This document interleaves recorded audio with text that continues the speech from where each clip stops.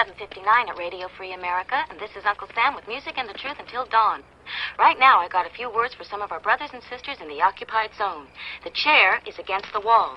The chair is against the wall. John has a long mustache. John has a long mustache. It's 12 o'clock, Americans, another day closer to victory. And for all of you out there on or behind the lines, this is your song.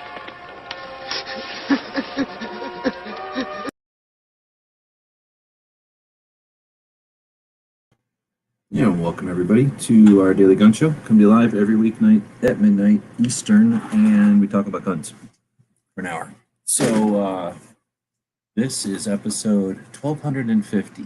So that's 250 episodes more than a lot of people who don't even bother to do podcasts. And it's 1,000 episodes more than anybody who's only got 250 podcasts. So a lot of people think they've reached some kind of accomplishment when they get to 250. That was like a fifth of our journey. So we've been doing this for a while, and we've evolved the show over that time. We didn't just do one thing and start raking in the money and then stick with that, just plant ourselves there being boring and ingrained and worthless.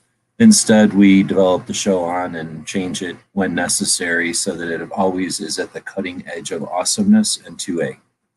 So lately, it is it's a live conversation. It's an opportunity to bring people together for the advanced class, the gun culture 5.0, you could say.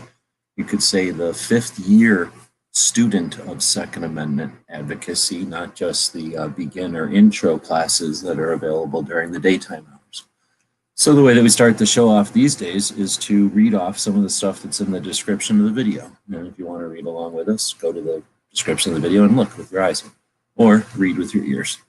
Let's see. Want to watch a cool gun channel that went live for the first time and had a wonderful experience? Great start to 2021. So I guess this is episode 1250, and it's the 1st of January. So we like to keep things even. So yeah, I was minding my own business, living in 2021 like a lot of people are doing right now, and working on a project, and then this thing comes on, this live conversation comes on from a channel that I've been following now for years, but she's only ever done regular videos.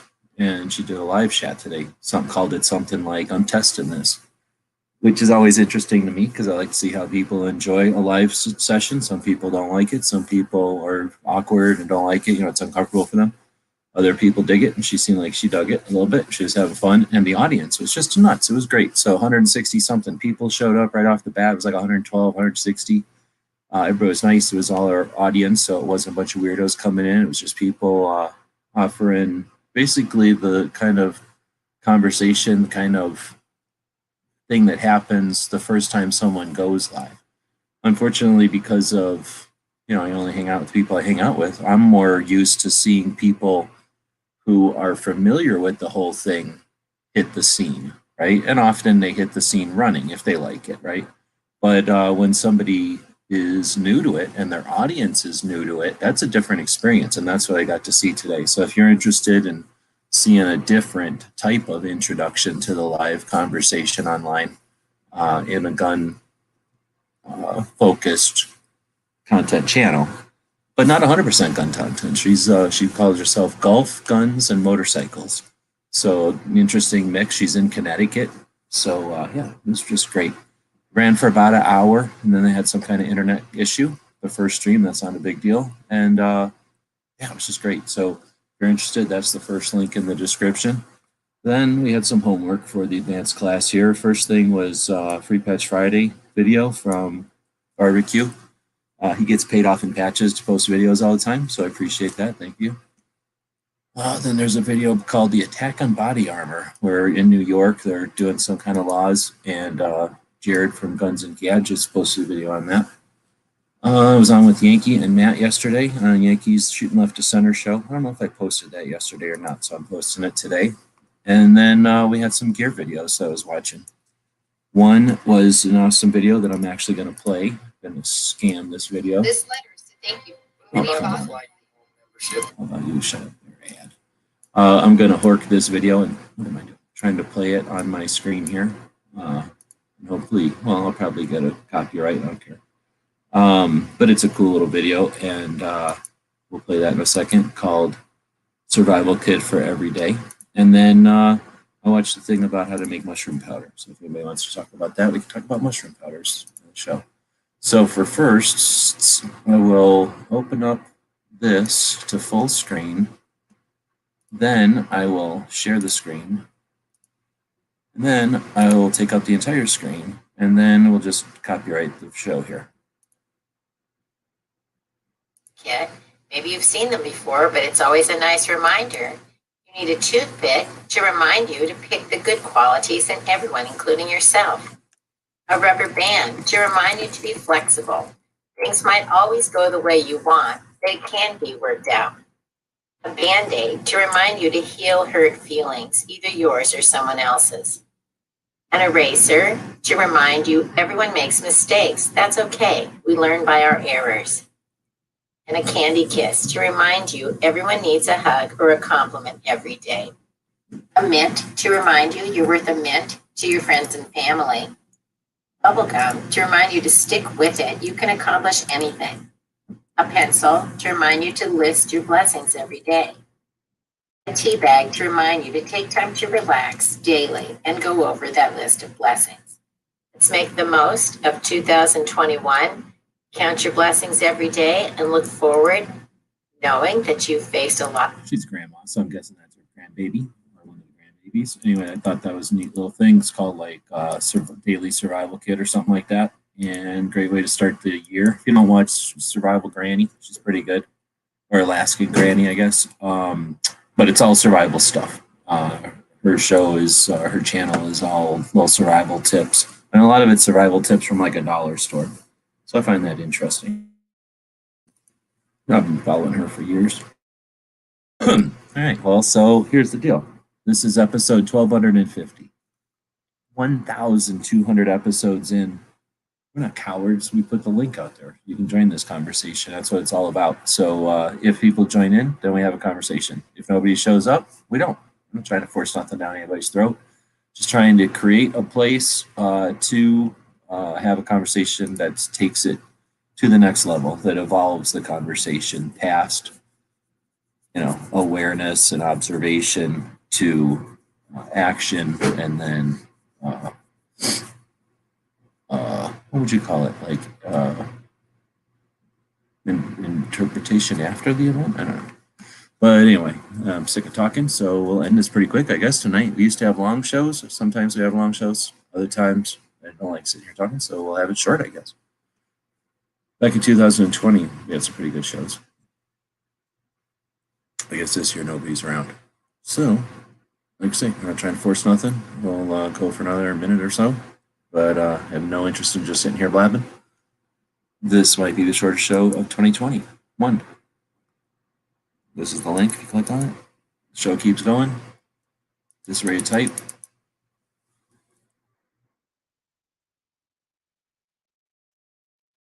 Over there.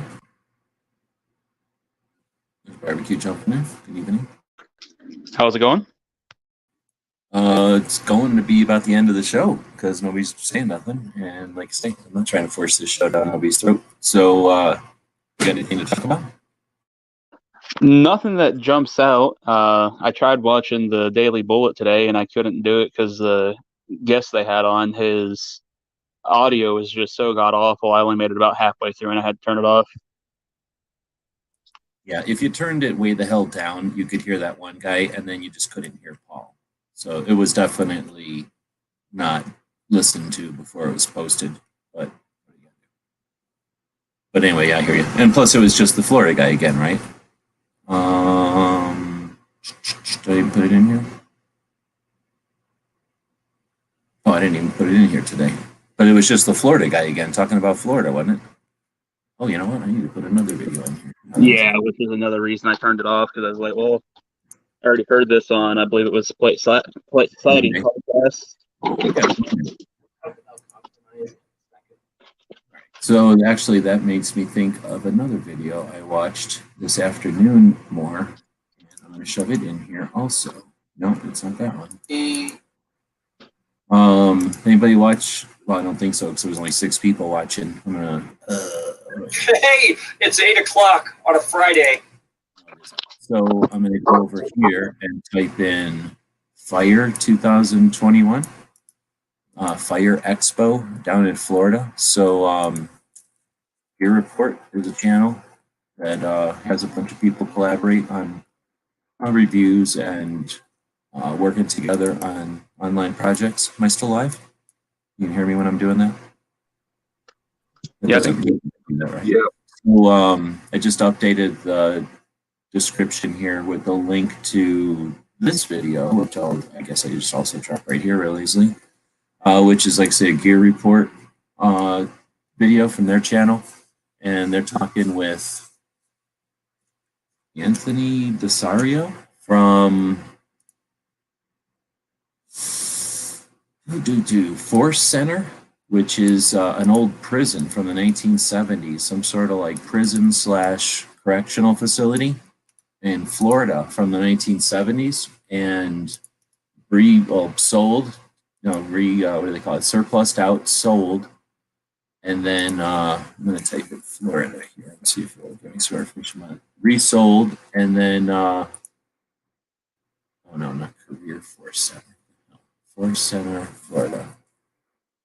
And these people bought it off the government and then turned it into like a training facility, which seems pretty cool. And then ranges and Force Center USA. Is this the place? Yeah, this is the place. We're gonna get a map. We're gonna get a map of where this place is. Oh, it's way down at the bottom of Florida. So I don't know Florida enough, but if Florida is a tentacle, it's out at the tip of the tentacle, not up at the shank of the tentacle. So looks like they got all kinds of interesting stuff. They talked about it a little bit on Gear Report earlier. So I'm going to link that video, or I just linked that video as well. So that was pretty cool. Learned about a facility, and it ain't little. 25 structures, fully configurable to almost any situation. There's cells like from the security prison, and then there's a low security where they turn it into like a ranch or something. There's like a little city there, so they've got ways that they can come in with helicopters and do urban stuff, and you say ranges for just standard types of training. So it looks like they're going to be kind of promoting the facility as well as their first inaugural event or whatever they're calling the Fire Festival. No, what are they calling it? The Fire, probably not the Fire Festival. That would have a bad connotation. It's the Fire helicopters and do urban stuff. And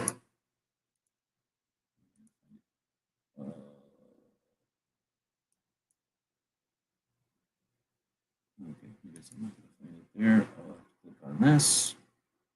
Fire On a Friday, Expo. that means Couldn't remember that. All right, so that gave people a couple more minutes to say something or chat about something. Nobody did. You guys got anything? no, I don't really have anything else. I know we did the modest discussion and the last around the horn in last night's show, but this being the first one of the first show of 2021 for Daily Gun Show, G. And I hope I'm completely accurate about this, but this year will show the fifth anniversary of Daily Gun Show, will it not? If we keep doing it, yep. It'll be in like April or something. Yeah. So I mean, what a great anniversary to anticipate just a few months away. My active participation in 2020 was another life-forming event for me. And so I'm looking forward to the continuation of that. And I hope that the audience is too, both now and anybody that might run across this. 2021, as any other year, has an incredible amount of potential. And I think focusing our energies primarily, or at least first to be considered, is leaving 2020 in the past as much as possible, while still remaining wary of the experiences we had. Refocusing what we do in 2021 will help to ensure that everyone can participate in their own way, the way that they want to and this is a wonderful forum for the provision of that. So more congratulations to come in just a few months, G. Glad to be here. Speaking of last night, you had mentioned some very exclusive Daily Gun Show patches that you had sent to myself and DJ, which the reason I didn't think I got it is I didn't realize it was gold. I thought it was yellow. But Yeah, I I didn't was. say nothing. What's that? I didn't really say nothing. Stuck him in there. Yeah. Either way, I was friggin' stoked when I got that because I knew it was something special because I hadn't seen it before and I hadn't ever noticed it on any of the pick your patch panels. And that will actually be coming up in one of my coming videos because my unboxing videos from gear websites are about a month behind. So that should be coming up in the next few weeks. But no, that patch was freaking awesome. Yeah, well, again, thanks you guys for jumping in here. Otherwise, the show would have been over 10 minutes ago, and it could still be over, but at least you gave it another 10 minutes. But I do appreciate having somebody else to chat with, and you guys jumping in all the time, even though I'm a jerk, and whatever, you got to do all the work. So we got a thing from yesterday out there. Who's trying to do trying to quirk my who wins this war situation with the Mandalorian without the dark saber or a disintegration rifle versus Predator. And then I asked because that's a non-legible question. Actually, I should have said, do both of them have all their armor weapons? Because both of them depend on their armor. So basically, his loadout after the ship gets blown up. So what do you think? Mandalorian versus a Predator without any extra accessories.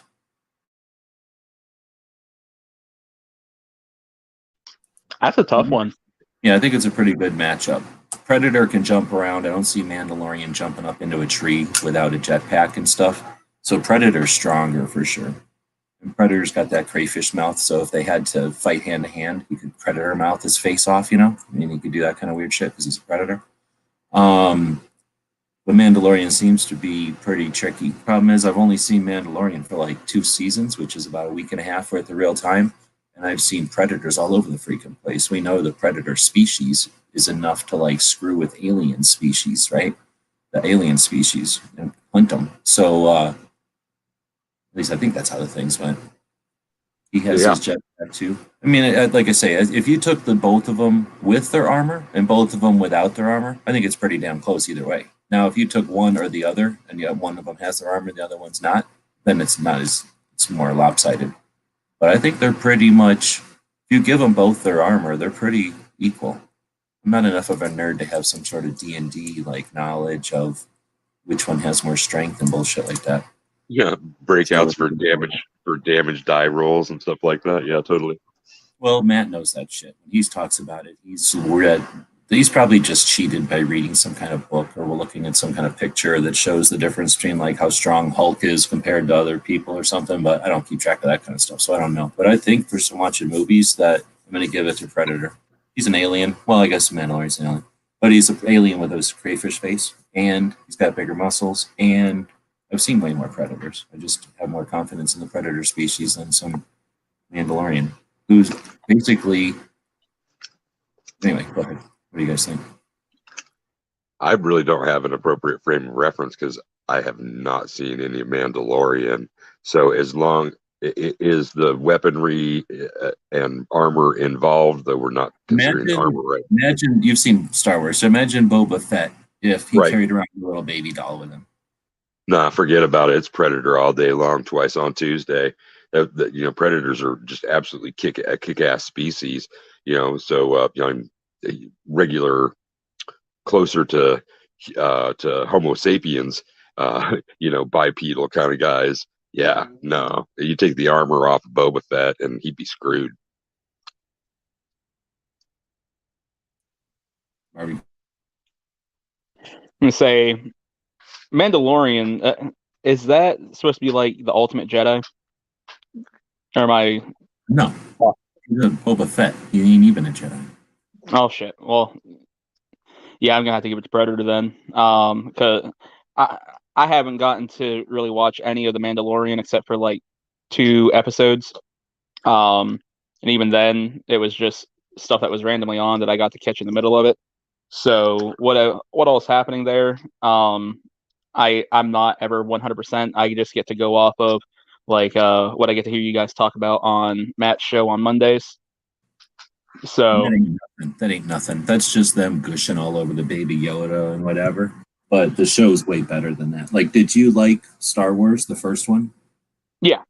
Like where Luke Skywalker's hanging out on that desert planet and he's driving around in that dune buggy thing, and then like there's robots. Like that's basically Mandalorian is all on that planet. Well, a good chunk of Mandalorian is on that planet, hanging out not with him, but basically in that part of Star Wars instead of a bunch of goofy other parts of Star Wars. There's no like, except for the baby Ewok, or I mean the baby Yoda. There's no Ewoks or none of that shit in it. So it's, I don't know. As far as like just being like a cool series, I think it's about the best thing they could have done for a series almost. So do things actually in Mandalorian actually occur, say like at Mos Eisley and that kind of thing? The like the Mos Eisley spaceport, the one where they have all the bar scenes and stuff. Yeah, they go to places. I mean, I don't know if they go to the same store as they do in the the first one, but and that's just because I don't know, because I don't pay that close attention. He might go into the same restaurant. I don't know, but yeah, he's definitely in the same place, and it's like I think it's like some amount of years, like 5 years after Return of the Jedi. So it's not like Luke Skywalker, young kid. Luke Skywalker's like whatever he is, 30 or something in the world, in the actual universe at the time Mandalorian's happening. So it's on that planet, but you know, like quite a bit, like 30 years after Luke Skywalker was hanging around as a teenager. It's like, remember how Boba Fett gets thrown into that worm? Yeah, totally. Well, he doesn't really get killed by the worm. After a while, something happens. We don't know, but he's not in the worm anymore. So it's after that. Like Boba Fett is around. He's just walking around on that planet without his armor, like looking at that worm, basically. Actually, he's looking at the worm that ate that other worm. Some worm that lives in the ground that he got swallowed by, got ate by a dune-looking worm. And Boba Fett was walking around watching that dune-looking worm. It was like an episode where the Mandalorian, who's a fake Boba Fett, has to go to that planet for something to save the Baby Yoda all the time. And in that episode, every episode of The Mandalorian is like, I need to save the Baby Yoda. Well, then you've got to accomplish this goal first. And then he goes, okay. And he helps somebody. And that's basically every single episode. I got to save the Baby Yoda. Can you give me the next piece of the puzzle? Yeah, you got to go help me on a side quest. Okay.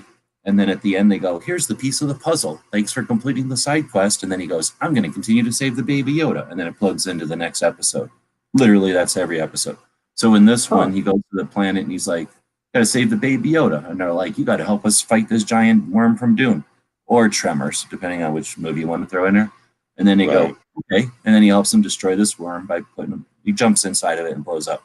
So then the worm blows up and then, you know, he wipes all the worm guts off of them. Here's the bullshit part. You know how sand people are? Yeah.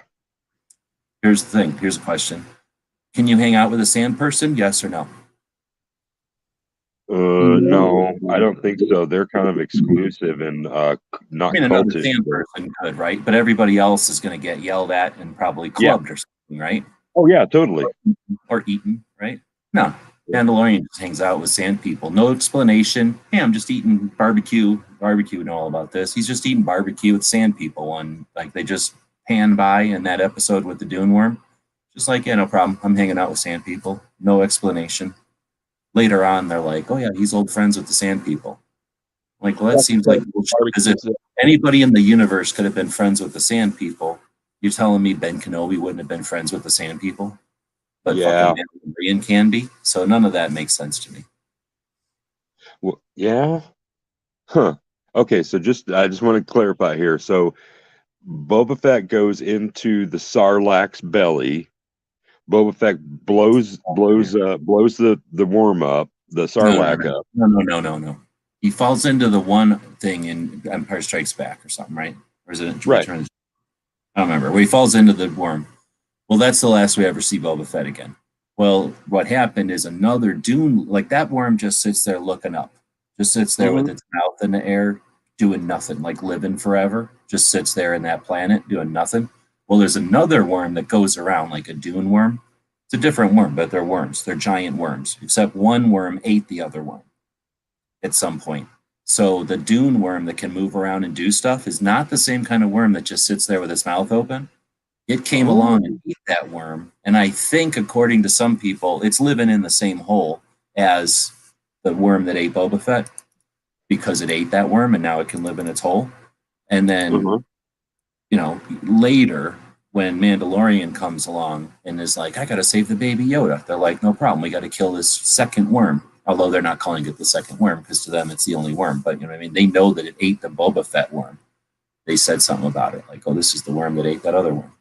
So that planet is full of, I guess, a shit ton of giant worms, and people just deal with it. And sometimes they kill it and live, and they eat off of it for, I don't know, like weeks. It sounded like they were going to be, all they cared about was killing that worm so they could eat it for a long time. Because it's huge. It's like, you know, because of okay. So the Sarlacc is a stationary. The other worms move like they do in Frank Herbert's Dune. Just like it. They're giant too, just like it. Yeah. Okay. Yeah, because the worm riding in Dune was awesome. So okay. The one dragon eats the Sarlacc moments after it got swallowed. I can't see that happening, but I don't know where that theory comes from. He claims that that's theory. I haven't heard of that one before, but it just, why would that happen? Like they just were making a bunch of commotion, and then he ate like 4 people, I think. Yeah, like, yeah. Things fall into that hole, but don't forget the crate dragon Pearl. Oh, I guess there was a pearl in the Dune-looking dragon. I didn't watch that episode. It got boring. That episode was not that good to me. I didn't like the part where he hangs out with sand people at first, because at first he's like, oh, I got to go do my side quest or whatever, and then blah, blah. They're setting it up so that he's going to meet the worm. And then that's when they're like, I forget what happens. He keeps losing his ship or forgets his keys or whatever, so he's constantly fucking walking. So he was like having to walk somewhere, I think, and that's when they're just like, oh yeah, he hung out eating dinner with the sand people with no explanation or nothing. And then like 3/4 of the way through the show, it's like, oh, we got to make friends with the sand people and catch this worm with them, or because they want it or something. And then that's when they go like, oh yeah, we're old friends. Like he goes up and hangs out. Sand people have crazy sand people dogs, which is pretty cool. Oh, yeah. But he goes up and hangs out with sand people and kind of explains to this other guy how he can hang out with sand people, I guess. Like, oh, sand people are cool with me. Okay, anyway, so I guess I didn't know. I was like, they're pushing it too much for me. Sand people are supposed to be sand people, not some like mellow surfers all of a sudden who just care about eating worms. So, but the sand people are Tuscans, as in Tuscan Raider. So the Tuscans are indigenous to Tatooine. Tuscan mellow surfer dudes who just hang out, and every once in a while they wiggle a stick in the air, but not in threatening ways. They're like more mellow in this one. Yeah, because the Tuscans are like they're desert nomads, right? They don't have stationary communities. They just camp and whatever and move around.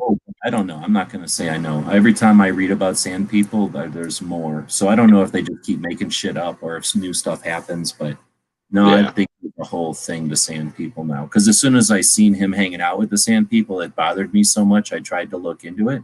Like, how can you hang out with a sand person? I thought that they were just savages or something. But yeah, it got boring. Like, it was way too boring. It ruined sand people for me, just looking into it. And it was basically like, blah, blah, blah, blah, like some people hang out with sand people. Yeah, but see, they're not supposed to be, because I understand Clover saying sand people are like Indians, direct correlation. Have you ever seen a Western where a cowboy befriended an Indian? Yeah, of course. But that's what I'm saying. They're supposed to be different than Indians, like unreasonable Indians or like savages or like freaking robots or something. Like, I didn't want to know. I wanted them to be unknown, just wadded up bandages that were angry, right? I didn't want to have sand people demystified for me.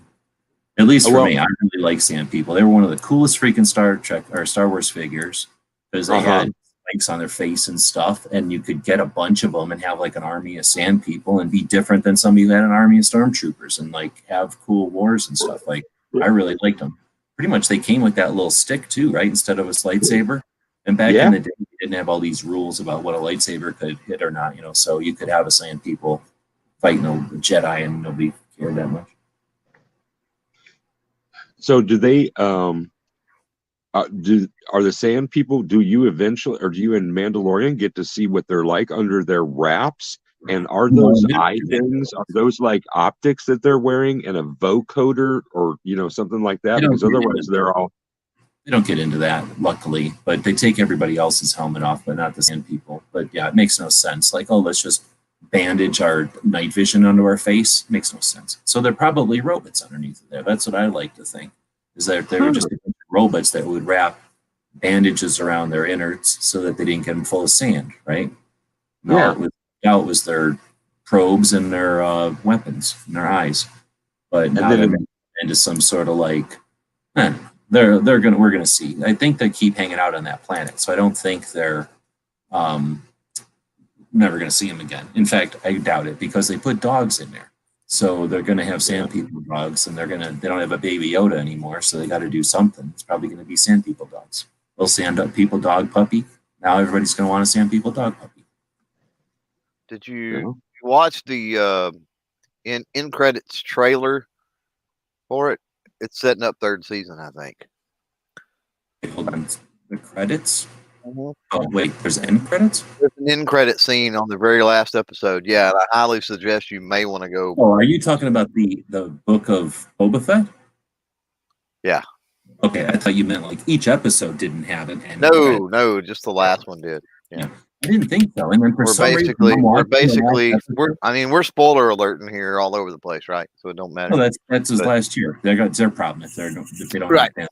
Well, but yeah, I mean, he basically takes over Jabba's palace, Jabba's throne. So, I don't know that they're not setting up something for, because the only reason he aligned was, with him was, kind of from the code, and Mandalorians and the Jango Fett, clones and all, don't get along. I mean, if you heard the dialogue when they went into the cantina or whatever in that last episode to kind of recruit Bo-Katan and them to go save Baby Yoda, there was a lot of smack talking about, the clones and blah, blah, blah, blah. And so there's some history there of not getting along anyway. And there's history with, Win or whatever, the Asian chick or whatever.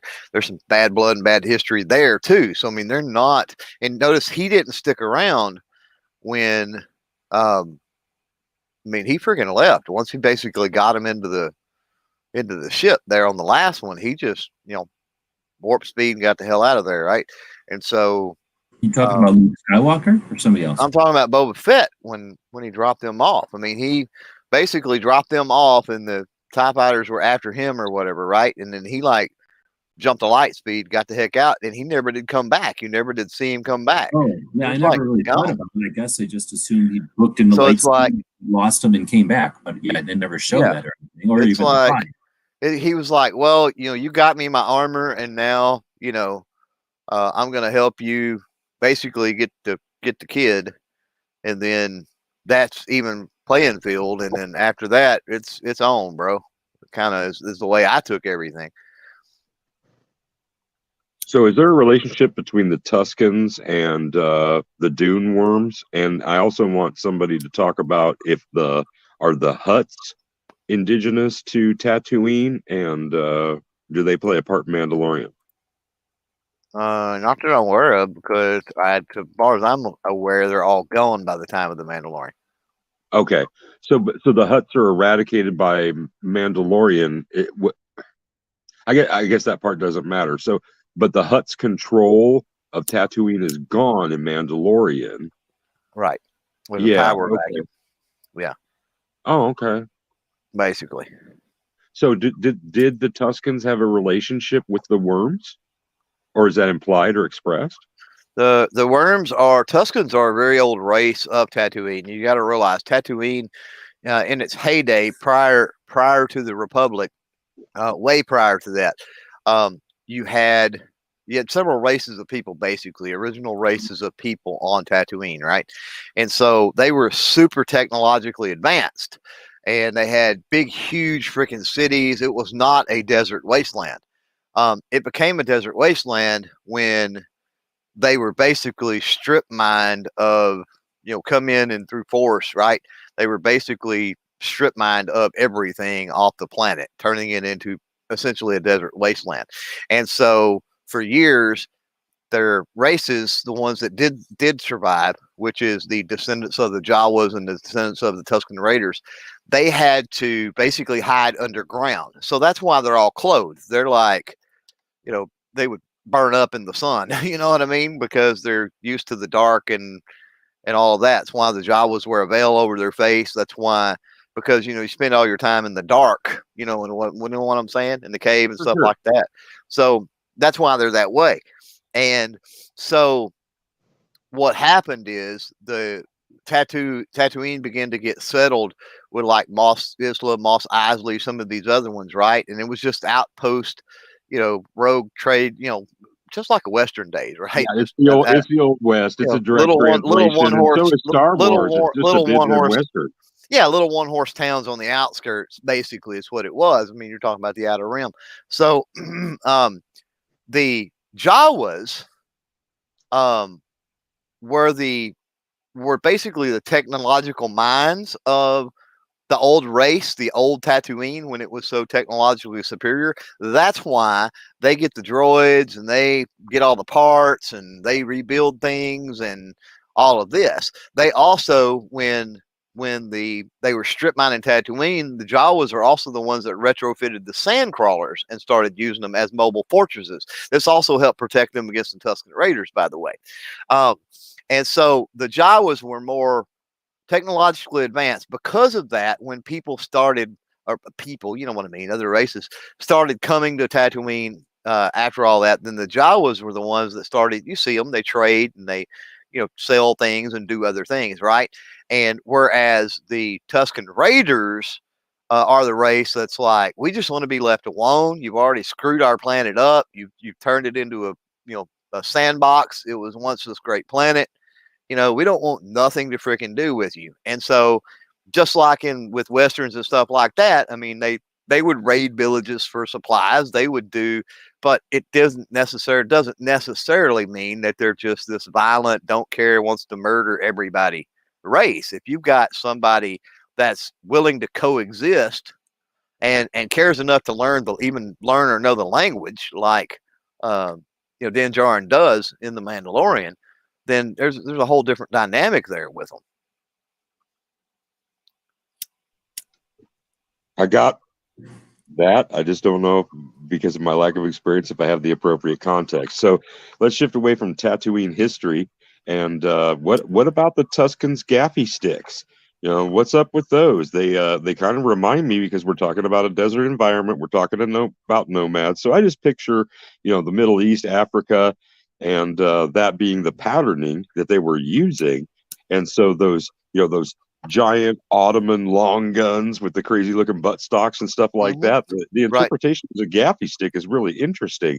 I wonder what the power, what the power units are in those things. Like if, sabers and blasters all have the same, energy supply, battery, or whatever. Yeah, the weaponry might be interesting to talk about, as it is specific to Tatooine and their development, because if the Jawas were this super technological race and they were once on a more considerably lush planet, I wonder what the other indigenous species were before their eradication, their crushing, death and removal from a previously more viable environment. Like, what did they hunt? What did they hunt? How did they do it? All those kind of things. Because we have things like, say Chewbacca's bowcaster, a blaster, a saber. Gaffy sticks might be cool as shit. And they've just, in the regular series, they just played such a diminutive part because they were only on Tatooine. So what do we know about gaffy sticks? And how can we relate that to technology that existed at the time when these science fictions were being written? Because science fiction. Let me ask the question. Do what? Keep asking the question. He's not ghosting by offering like 10 questions. He just keeps saying the same question over and over. Let him answer it. So well, I mean, first of all, you're right. I mean, the Lucas, I believe it said that the Tuscan Raiders are based off of the Bedouins, basically. And the gaffy stick is the same as, you see the dark saber, which was a Mandalorian thing. You've got lightsabers. Jedi used the dang, what's the old word for Jedi? Anyway, Wizards.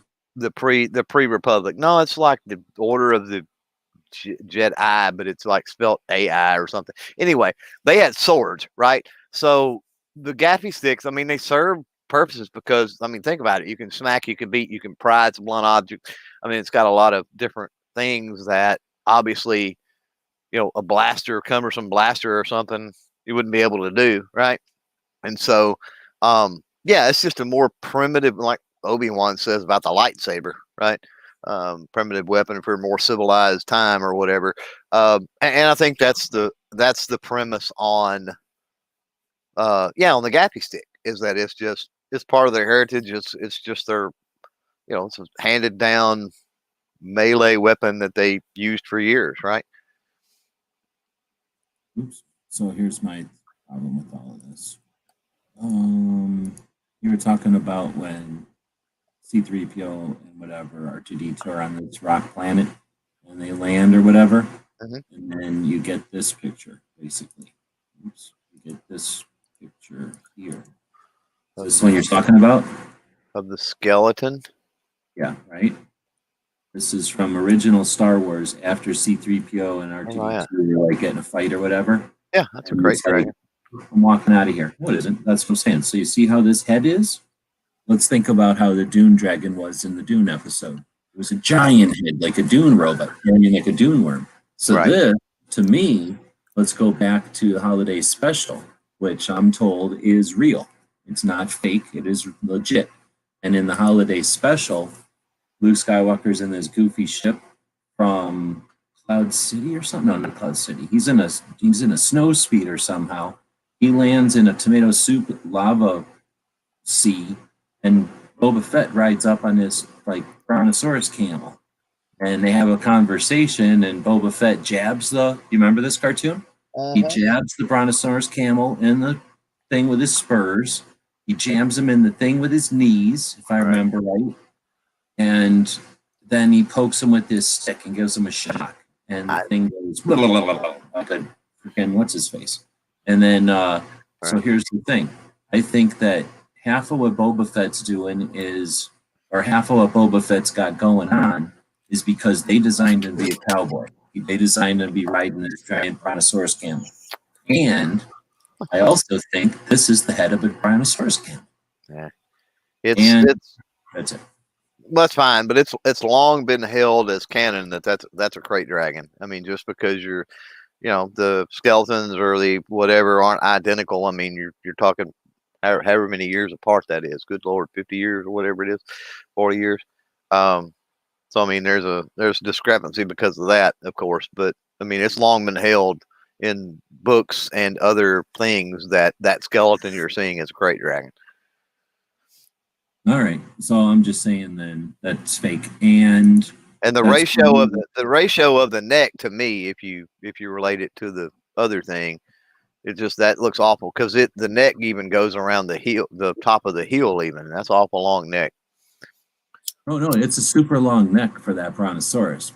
Also, yeah, makes no sense. Mandalorian worm. Mandalorian, yeah, crate dragon.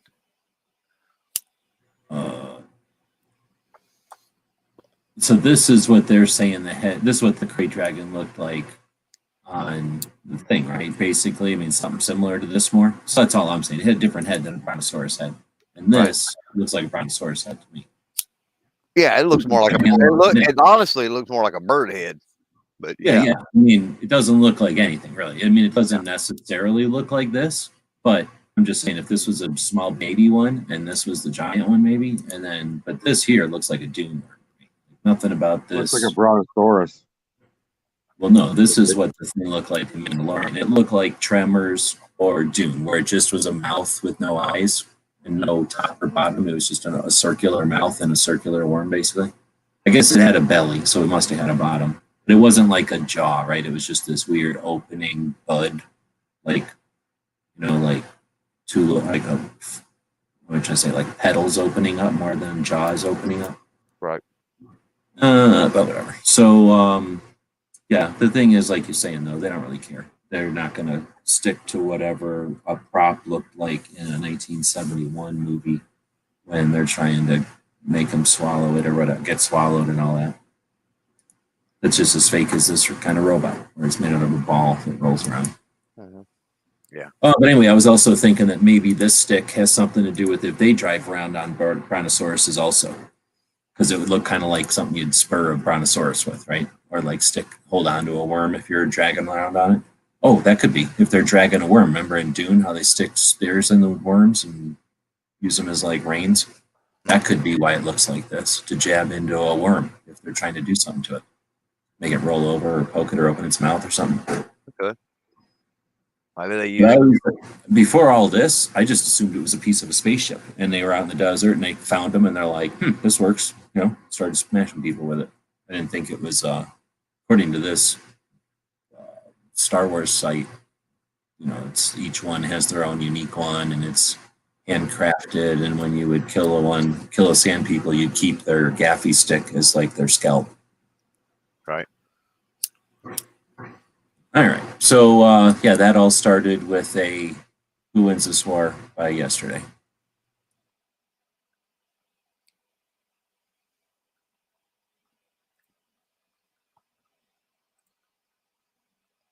I didn't get the question, but yeah.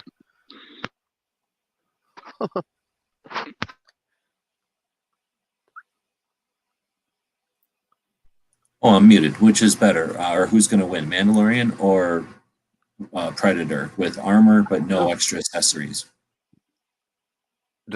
So they both can have their armor, but neither can have accessories. Armor and whatever the armor can do, so knee cannons or shoulder lasers, like he said, all that, but no like net or Mandalorian rifle or jetpack. Wait, he said you could have jetpacks, I think. Ooh. Man, that's interesting. Because I mean, if they be talking armor, I mean, they got almost the same exact stuff when it comes to armor, right? I think the jetpack would give an edge, and I think that also the snaring capabilities that are built into the armor, the multi-rocket capabilities, like the knee, rockets or whatever. You think that Predator's invisible mode would be invisible? They've got, but Boba's got thermal. Remember that. No, he's got that thing where he looked at the rock and seen the Jedi writing. That's more than thermal. That's some sort of space vision, right? Well, it's in his regardless, but he's used thermal before. It's looked like thermal. You know what I mean? He's got more than thermal. He's got. So, I mean, So you could assume that he potentially has a way to see Predator even when Predator's cloaked. I would think so. And if Predator was cloaked and he couldn't see him, his visor would see its shadow or its heat signature or something else. Like he would definitely know where Predator is, right?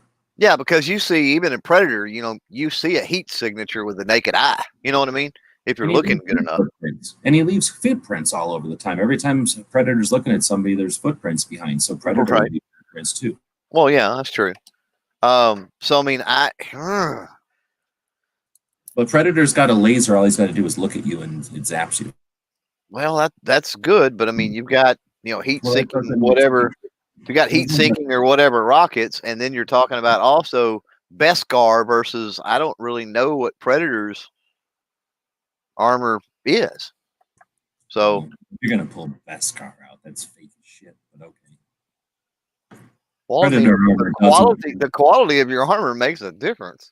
Oh, I know, but Beskar is basically a fake material that they had to make so that they could hang out with so they could make it one up the Jedi lightsaber, basically. Otherwise, it's what I'm saying. It's like what's the other one? Vibranium. It's just some like fake metal that can't. It's like saying, oh, this is stronger than diamond. Like, oh, right, well, it's fake, but all right, I guess. Mm. In other words, they couldn't just use regular superpowers. They had to create a fake metal to protect them. I guess. But anyway, I don't think Predator's armor is all that effective because it's more real and realistic, at least, where those alien acid will eat through Predator armor, right? So it's at least got some vulnerabilities to make it realistic. Right. Well, but when you're talking about the xenomorphs, now you're throwing in the aliens, and we don't know that the alien acid blood won't eat through Beskar. We don't know that. Yes, well, I think it's supposed to be implied, right? Like it doesn't get exploded and heat doesn't. Well, I don't know, whatever. But yeah, you're right. Something has to melt it, and then maybe it isn't heat. Maybe it is some kind of. Well, but acid would be more corrosion, right? It would be more of a chemical reaction, I guess. But anyway, he would also have to have some sort of weapon that comes from alien blood, and we didn't say he could have any extra accessories. So I don't know of anything in their armor that throws out alien blood. You know what I mean? It's right. So that would be theoretical. We're talking about the shoulder cannon, basically. All the heat vision stuff, healing shit, and that's about it. He doesn't have any extra missiles that I remember or nothing.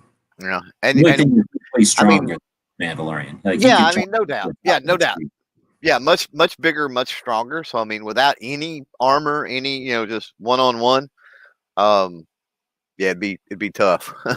And without any armor, Predator could walk up to you and Predator your face. Like he could just crawfish your face with his face. Probably crush your skull with his hand. Probably. Well, I just mean he could grab you with his arms so that you couldn't do nothing, and just his face could pummel you. That's what I'm saying. Like Predator's got an extra ability, even if he doesn't have armor on. But with armor, it is pretty even, I think. I think so too. I think but I still gave it to Predator because I just know way more Predators. I've only seen 2 seasons of Mando, so he's clever or whatever. But Predators go around hunting stuff for a living, But I guess he kind of does too. I never seen a Predator walk around with a baby alien though. Predators are hunters. They're in it for sport. It's like big game hunting or something to them, whereas Mando's a bounty hunter, right? So I mean, it's. I would give it to a hunter over a bounty hunter because a bounty hunter is always going to only have the ability and skill to be able to. I would think alive most of the time, where a hunter is going to kill you no matter what. So even if he has to ruin like a pelt or ruin like a mount, he's still going to kill the thing. So he's going to get more experience killing than Mando would get catching. And then you also got to talk about tactics and technique, right? If everything is equal, and we're talking about a professional, the top tier, top of the food chain, pinnacle hunter in the Predator, right, versus a bounty hunter, tactics, maneuver, and everything else. Predator will understand how to set traps, how to ambush points. There's a lot of different things I think that the Predator would have the upper hand in that situation. And he wouldn't wait around and worry about it or have a dilemma. He would just kill Mando and then put his head on his skull, I guess, on something. But he wouldn't think about it or ask any questions, where Mando would be like, oh, I don't know if I should go after the Predator after all. What if there's a baby Predator I could carry around? Right. Let's see. If the Mando won, the Predator came back smarter. Well, the other Predators might learn from it. So yeah, but Mando kind of has a lot of clones too, if you think about it. Well, I don't know. Actually, they're all dead, I guess. His grandpa had a bunch of clones. Not all of them. He doesn't have anything to do with that guy, actually. Yeah, he's not. No, but but I mean, there's other Mandalorians. So I mean, obviously they do have a tendency to somewhat at least work together.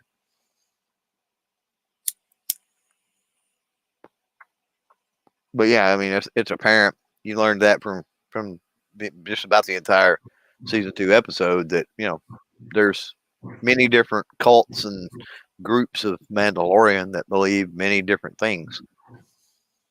I would say that in that respect, from what we know of Predators and what we know of Mandalorians, they're kind of similar, just as a race or species or whatever it's called, because Predators are families or something, or groups that challenge each other and are trying to be better than each other at being a hunter, right? And then inside their own ranks they have hierarchies, and then same thing with Mandalorians. They're out there. And was it the first Aliens versus Predator, where they were in like Antarctica in the temple? Yeah. So at the end of that one, you see there was some tradition and stuff with the Predator. You know what I mean? Exactly. And like you saw a little bit of their like what's the their traditions or their rituals. Yeah, it gave almost a humanity aspect to them. Like they weren't just cold-blooded killers. That they did, they valued, the lives of their other predators and and honoring them and whatever it might be, that type of thing. Well, what's interesting is are we seeing like what predators do on their off time, or are we seeing what predators do period, like what they do like 100% of the time? Are they always worried about this, or is this it's their sport that we're privy to in the Predator movie? Right. And if anybody's interested, there's a ton of comic and graphic novel source material for the whole Aliens versus Predator thing, where the Predators are really, really fleshed out. I stuck with the first 3 or 4 years of publication, didn't go for the first hit because it was just boring, Hollywood extension stuff. But by the time you get to understand the colonial Marines that much better and the aliens that much better, it's infinitely more interesting than anything we saw in that damn jungle. So you're saying that the comics take Predator and Aliens and mix them together more? Oh yeah, for years worth of publication they did so. The graphic novels, of course, are the best. So yeah, I mean they're out there. The video game was good. I wasn't playing video games at that point, but I knew people that were. So every once in a while, if they were playing them, I would watch them play, and I was like, "Well, that's a neat looking video game." Where you could be a alien running around like in 3 dimensions all around a ship, and then you could be a predator with all its stuff. And I think you could fight each other. I think somebody could be an alien and somebody could be a predator and fight each other. So it seemed like at the time that had to be a big reason why there's more movies. Like a lot of people dug that. Mm-hmm. Oh, that was on a computer, wasn't it? I think it was on a computer.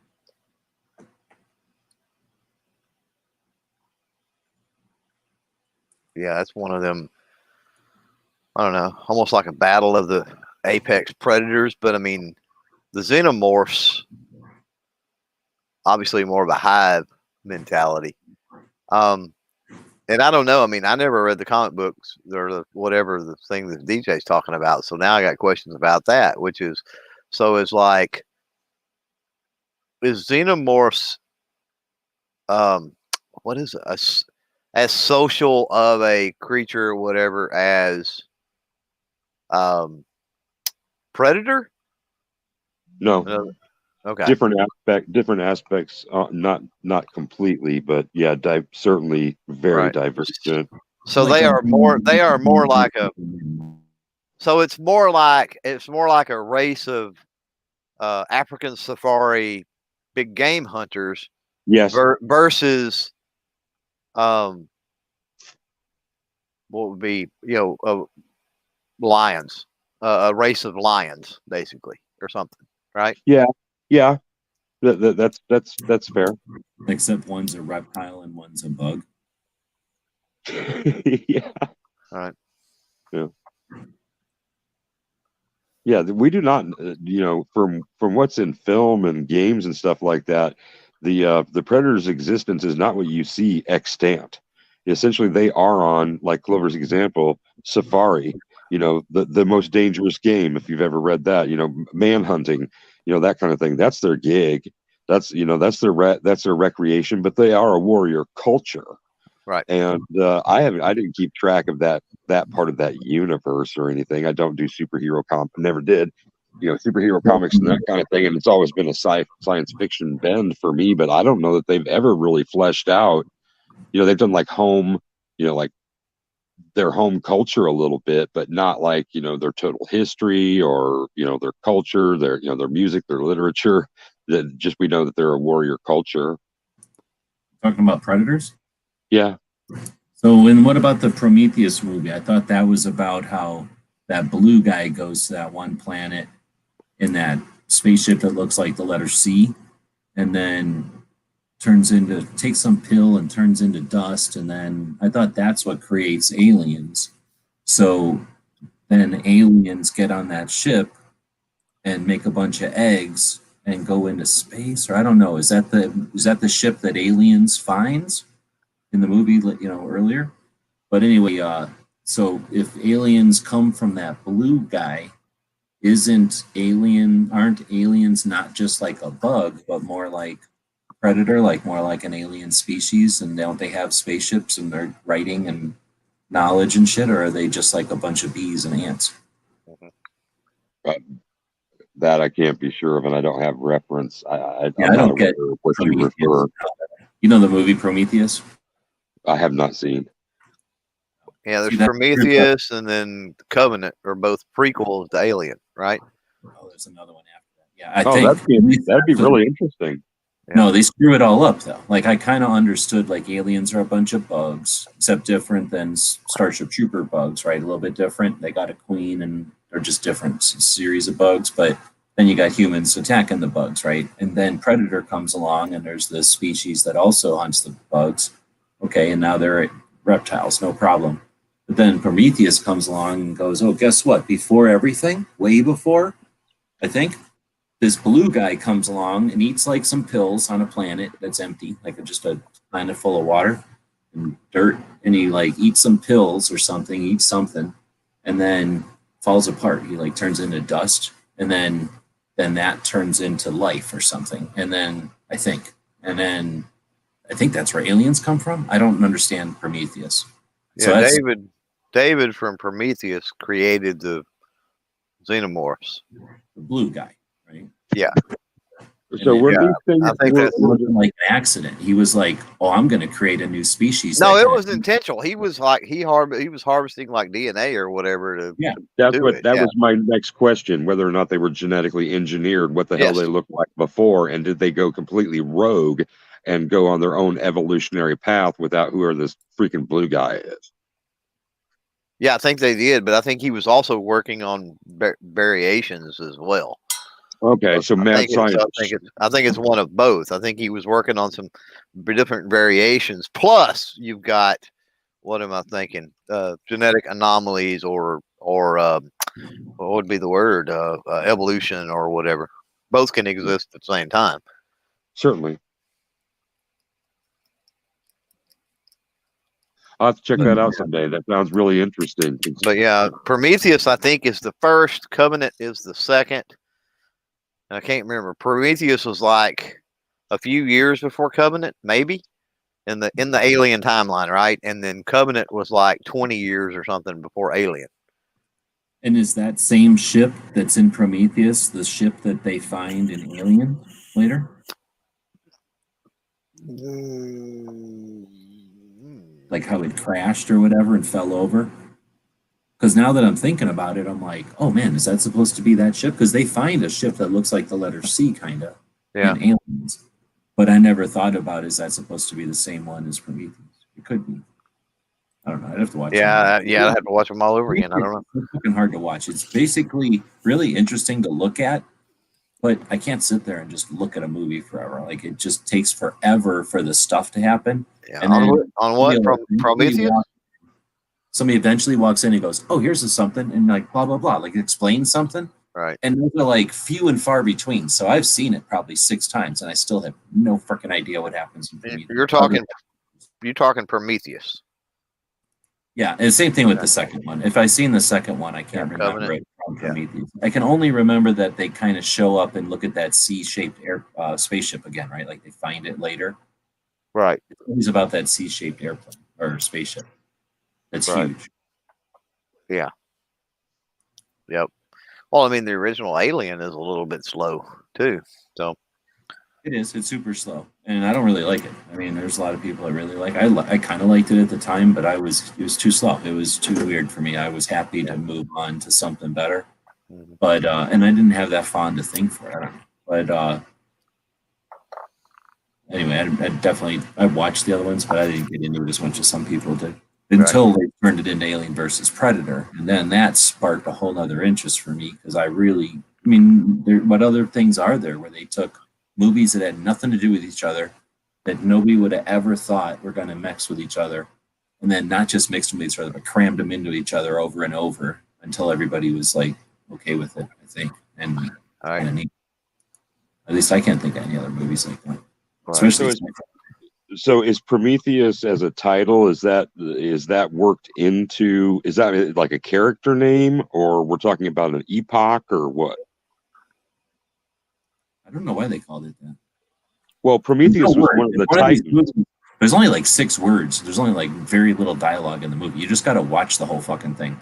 It's like a bunch of interesting shit that happens, but I mean, right? It's just people walking down hallways a lot of times. I guess it's supposed to be suspenseful. They don't say that. And when they do, it's, I don't know.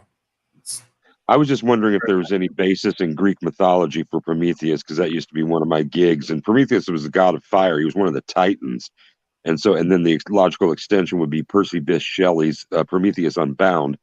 So yeah, I was just wondering, if that was where they grabbed it, or if it was just like kind of a random, oh, that sounds cool. Prometheus is the ship. Oh, okay. So it is the kind of tradition of naming a ship after, a god or a girl, or yeah. Okay. Understood. That's the name of the ship that looks like the letter C? Yes. Oh, okay. Wait, no. Prometheus. Shows up. Prometheus doesn't. Yeah. That's the one that shows up to see that ship. Or wait, is it? That wasn't. I can't remember now if that's. I have to watch these again. I watched it like a bunch of times, but I can't retain much of it at all. I know the ship falls over and almost switches a guy. I get Prometheus and Covenant. I get them mixed up. So unfortunately, but yeah, because I haven't watched the Aliens, whatever, other than AVP. I haven't watched them multiple times or anything. So no, I'm going to go over here because just as you said that, I'm like, I can't even remember. I remember I watched Alien, the first one, not that long ago. Like, yeah, I was like, I still don't like it. I don't hate it, but I don't care. I'm not going to watch it again, or at least anytime soon. So I'm going to say, what order to watch? What do you call that? Like, it's more than a series. I'm going to say movies. Order to watch Alien? Yeah, because all of them. Watch the Alien and Predator movies. Here we go. That's what I should have said. So this is. Oh, come on. Seriously? Go away. How about I look at your website? You're going to make me not put that shit on there. Alien and Predator movies. So this is just, there's always going to be people that have different takes on it. But this guy says to watch Predator, Predator 2, Alien versus Predator, Aliens versus Predator Requiem from 2007, The Predator 2018, Predators 2010, Prometheus 2012, Alien Covenant 2017, Alien from 1979, Aliens from 1986, Alien 3 from 1992, and then Alien Resurrection. Interesting. Predator first, Predator 2, Alien versus Predator, and then Requiem. Does he not have, isn't there 2 Alien versus Predators? Oh, I guess that's the second one is Alien versus Predator and Requiem. Yeah, Requiem, yeah. And then The Predator is the one where they all get taken to a planet at night or something. Then which is the one that's... Oh, no, The Predator is the one with the girl from that one show on the internet that everybody liked. And then is Predators, and that's the one where they take everybody that's sleeping to some planet and drop them in trees. Yeah, and then they hunt them, right? And then Prometheus, which was... interesting. And then Alien Covenant, which is the one we keep calling Covenant. And then the real Aliens. I guess I could copy this instead of just what they're doing is they're doing the physical time order. Like that's the order of the universe. Current, yeah, like if it was in our time, or that it was on our time scale or whatever. Yeah. This is a linear picture of the franchise. Because as you're talking, I'm thinking those are getting further and further into the future. You know what I mean? Okay. Quick question then. So the Predators are, well, in their canon, the Predators came to fucking Egypt and built the pyramids. So do they touch on any of Earth, or is Earth just one of the pawns in the Predator co-universe? I don't think I ever heard that the predators maybe. I've heard that. Yeah. Yeah, it's part of their origin story as it relates to things through the Dark Horse publications, the comics and graphic novels. Not the movies. Okay, not at all then. I got you. Cool. Thanks. Well, at least I don't remember it being in the movies. So this says chronological order is Predator, Predator 2, Predator, Alien versus Predator, Requiem, Prometheus. Is the same list. Oh, except they got Aliens, Colonial Marines in here as a movie. And then you got release order. So I guess there's really just there's no real debate. Everything I've been looking at here tells you to watch them basically in the order that they would happen in their universe. So I guess that's who would watch them. But anyway, you'd have to watch Prometheus like 1, 2, 3, 4, 5, 6, 7 movies in. I've been watching the Star Wars ones, but I can't sit there and watch all the Star Wars in order, so I don't think I could watch all these Predators in order.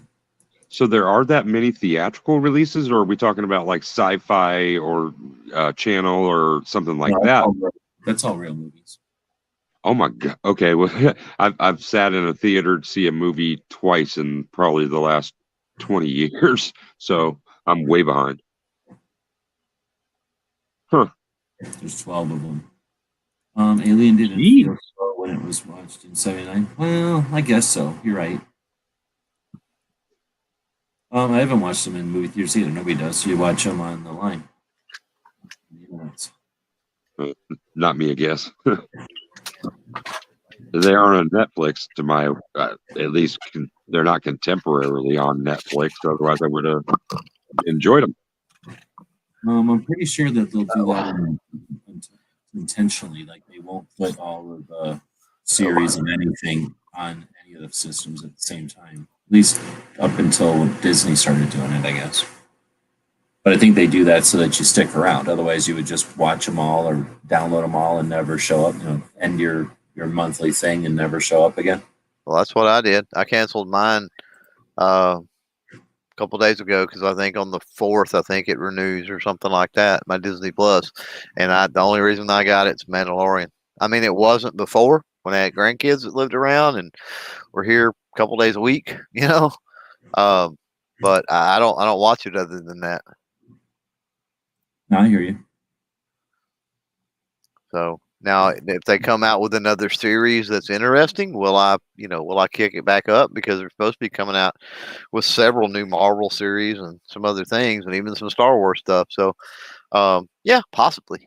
But I don't care about watching the Marvel movies necessarily over and over and over and over and over. Now, I don't recall X-Men First Class, and this really ticked me off because Disney acquired all that. But there's something's up because X-Men First Class is not on Disney Plus, and that ticks me off because I don't remember ever watching First Class, and I would like to watch it.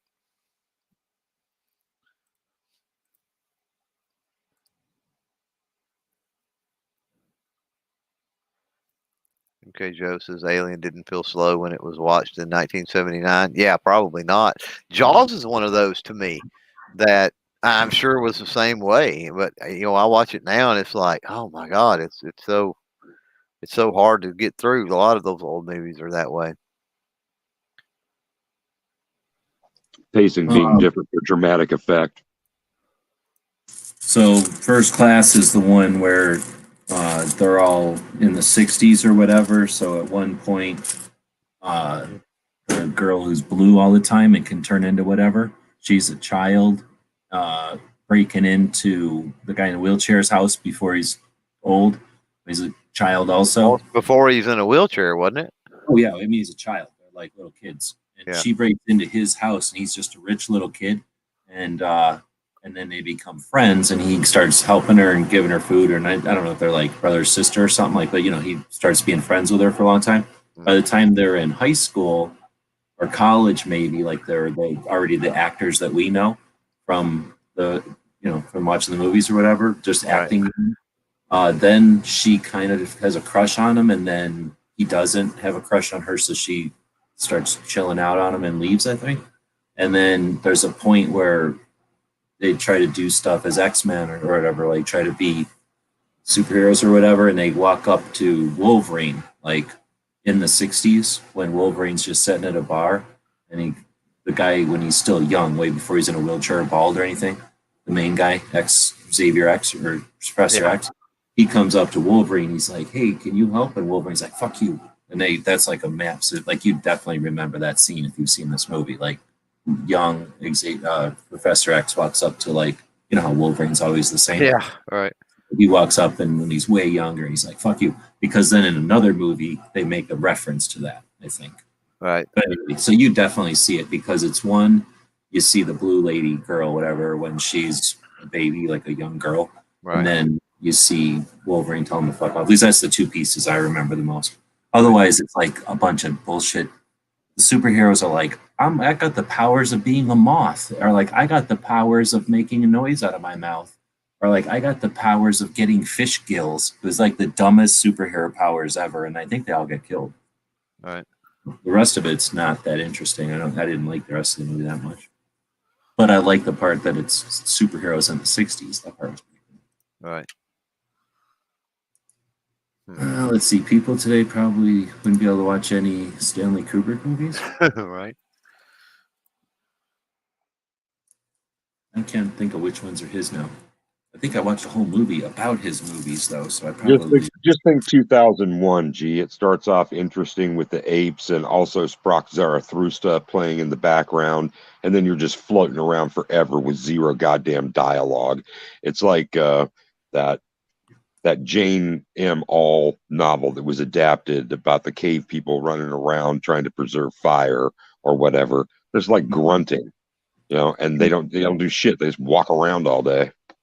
Yeah, I remember now. The thing about Kubrick is that he's one of the guys that brought music into movies, like that movie, is, like, I guess, and then he started making soundtracks like less musical crap and more like part of the... Anyway, so they made a big thing in this movie about that part. So yeah, I guess I hear what you're saying. Well, Full Metal Jacket, that's what everybody that's closer to our age is going to remember instead of, 2001 and some of the other films. Yeah.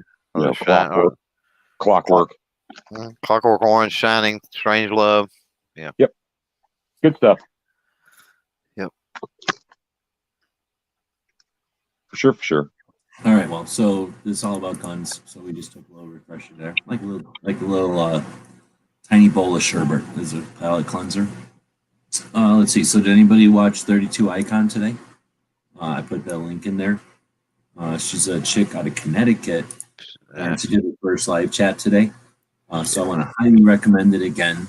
I've been watching her for a while now. She's just like a gun channel, whatever you want to call it, like somebody who's just sharing her interest with guns, right? And like exploration into different kinds of guns. But as someone, I knew she was up east somewhere, but I didn't know Connecticut. But she goes live earlier today, right? First day of the year. It's even called I'm testing this live stream. And I'm like, I don't think I've ever seen her go live before. So I clicked on it. And she's basically like holding the phone and just saying, like, I'm trying this out and seeing if it works or whatever. And then ended up staying live for about an hour until her phone battery died or the connection got bad or something. But just an incredible experience. Like, I know how many times I've seen people go live for the first time. Like, I can't even count, right? But most of the time, it's like, let's say Barbecue here, who's like, seeing what live is all about. He decided to do it and he jumped into a chat, right? But you know what I'm saying? Like, or I guess his piece he didn't realize, but same thing. Like, he was comfortably knew what it was once he was there.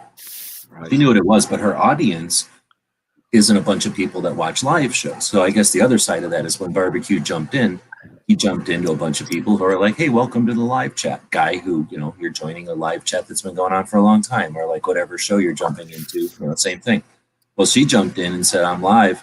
And all these people are like, what's this? Like, it was really neat. And then once they figured it out, started asking her questions, and she figured it out that it was fun and cool, and all of her people that like watch her videos normally were showing up. It was just really neat to see a community of people that didn't realize they were a community of people could realize it live in front of everybody and all at the same time. And it was just really neat. And then somebody threw in $5 or something, like a super chat. And I was like, hot damn. So I was like, $2 for, or no, it's like second super chat for 2A, and you have to be able to throw $5 so you can't type nothing, right? So it's going to be $5. So I wrote in, it's like second super chat for 2A, because I'm like, oh, it's kind of neat, I could be your second super chat. But then somebody else super chatted, so I was like, fuck, can I change it to the third? And I'm like putting my number in the credit card thing, and then somebody else fucking super chat. So I had to undo it, click it to fourth, and then put the fucking number in fast before the fifth person or whatever like super chatted. So a slew of people like all super chatted her right away, and she didn't even know what that was at first, and then figured it out. It was just really neat. And then she was just digging it. And you know how it is. It's not like people are, like never heard of live before, but once they've experienced it, it's like being on a bicycle. Once you figure it out, you like quit going, oh, I'm riding a bicycle, and you start going, hey, where can I go on my bicycle? So that's pretty much what happened. She like figured out that it was cool. All of her audience was like, hey, this is neat. And then they just started going with it. So it was just really neat to see all that happen in an hour on the first day of the year. So definitely want to encourage you to check that out. You don't get to see it very often. I've never seen, I may have seen it before, but it's been a long time since I got to see that kind of thing happen. And it's just neat. And it shows you that she's into motorcycles, golfing, and she's a chick, and she lives in Connecticut. So just, coming onto the scene with all that, it's just neat to see that, a whole bunch of people who were digging her, whatever you want to call produced videos are going to now see if she starts going live. I mean, I'm assuming she'll try it again. She seemed like she had a pretty good time. But she also is like never watched anybody else go live. So that's another aspect. She's not emulating anybody. She's not trying to do like somebody else did. I think she mentioned that one of her friends, another guy on YouTube, just mentioned she should try it. And she took the advice today. So really interesting. Looking forward to it. And like I say, you don't get a chance to experience that. You probably do with like if you went to other realms, but I don't think you get to see that too often in the gun community. So beyond that, we have Guns and Barbecue over here posted a thing about unboxing some stuff. We got the Attack on Body Armor video from Jared. I don't know if anybody watched that one, talking about the New York law about body armor. Yep. Let's see, we got the survival kit from AlaskaGranny that I posted. I know Enrique had earlier said that he watched that one, I think. I posted it on YouTube or something, I think. Or I mean on Instagram. And then the Fire Expo. Did you watch the Gear Report thing about Fire Expo? I did not. No, I did not. You know what I'm talking about? Then? Yeah. Mm-hmm. Yeah, it seemed pretty neat. It's a prison or something. High security, low security prison property that was bought, surplused, and then turned into all kinds of stuff. So neat situation. And then, of course, because of SHOT Show being canceled, because they have no way to like change to an alternate venue in Texas or Florida, right? Where they've already been before and they could have easily attempted, but instead they just didn't do anything, sat down and peeped. So this place is like, well, hell, we'll bring, dozens of people together and bring them out to our range and stuff. In what, March? No, I don't remember what it is. No, it's during SHOT Show. So it's like SHOT Show week, yeah. I just barely heard about it on the show earlier, but it's kind of interesting. And I guess the place has been around for a little while, but this will be their first attempt at doing anything. Right. Anyway, so if anybody wants to talk about any of that stuff, that was the topics in the description for today. Otherwise, we're about an hour and 20 in. I would just like to say that when I wandered into the show for the first time, there was no comfort level. It was the whole reason I stayed was I was like, well, I think I'm going to look like an even bigger jackass if I just jump out when you're like, hey, how's it going? No doubt. I'm right there with you, bro. I wanted to hang out a lot longer before I jumped in. But it was like, it's not cajoling, but it sort of is, this is an open conversation. Here's the link, jump in thing. I just didn't feel like I could avoid it anymore. I had enthusiasms to participate, and I did so out loud with my voice and tried to do it in comments, but yeah, hell no. And my growing pains are absolutely freaking huge and frustrating. And obviously from tonight, stomping all over, Clover's ability to answer a compound, complex sentence, my learning curve is sometimes way steeper than anything I've ever done before. And I had more than a decade of direct broadcast and interview experience coming into this online. Big difference though when you're like just in front of a mic and you've got an audience or a panel or. Yeah. Well, I mean, the technical aspect is considerably more complex, because not only are you balancing all the line inputs, which are more than simple mics and the regulars, the signal, and any other comping or anything that else goes along with the busy nature of a broadcast itself. When you need to hit commercials, you need to hit breaks, you need to do other things, bumpers, IDs, and you're asking questions, listening or trying to listen thoughtfully, and promoting a pace that matches not only your station's approach but your audience's desire. Not easy, and sometimes just not even any kind of fun. Right. Tech difficulties in a broadcast studio and a B room, studio Bs, when you're doing just the live music stuff. That was a challenge every time.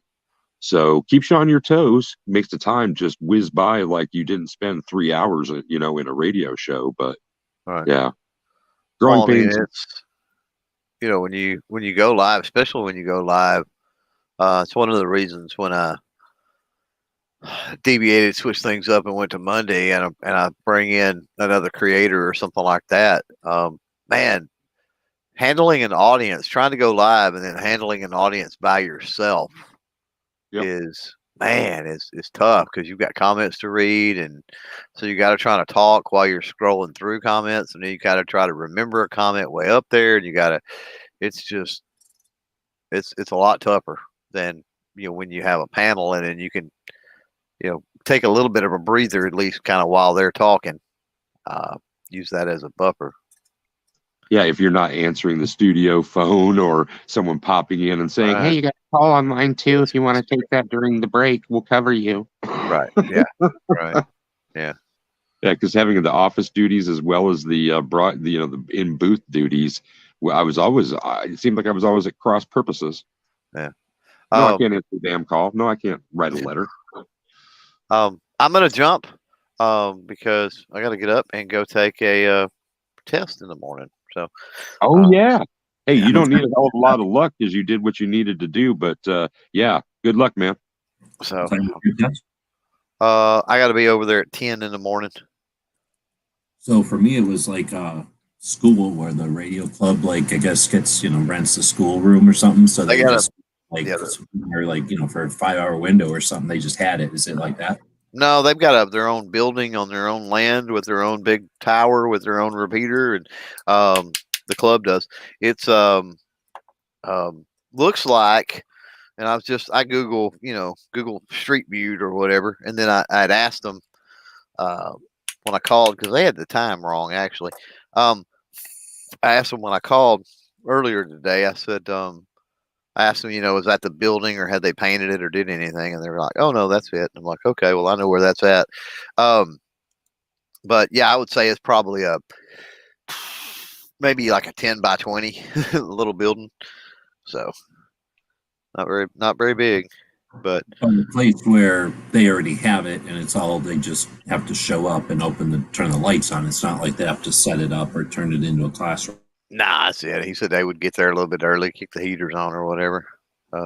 So then, are you the only one being tested? Do what now? It sounded like you were the only one being tested, maybe. They said today when I called, I think he said they had 2 or 3 others that were, they had put when they scheduled it for me, they had also apparently put feelers out and put the word out. And I think he said they had 2 or 3 other people that were going to take it. So it's not just me. So do me a favor then, when you go there, because that's when I said, like, when I did mine, it was in some school, so they would just show up and like have a room. I don't know how schools work, we just went into some room at some little kid's school. All the desks were tiny and stuff, and then there was just these dudes sitting in a couple of normal sized chairs at a tiny little table that was like by your knees for like little kids, and then they had all the papers and shit there, and then there was like just other a big room full of a couple of normal sized chairs that people could sit in wherever, so that they weren't on top of each other. And this is a long time ago, but anyway, it was just like come in between 5 and 8 or something, like show up during the evening and give yourself an hour to take the test or something, and we'll be here till 9 kind of thing. And whenever I got there, they were like, here you go. And then I took the test, and as they're grading it, they go, if you pass, you can take the next test, whatever it was. So technical, I could take general, like it's free. So that's where I thought that was just a ham thing. It might have just been my club then. Because it sounds like when I asked you that, you said like, oh no, they don't have time for that. So it's not like they're there all afternoon and like, yeah, take the test as many times as you want, or take it and take the next one, or just hang out. It's more like take the test and get the hell out. Right. Okay. Now, here's the thing I'm going to have you ask. Hold on, I got to go get my thing in.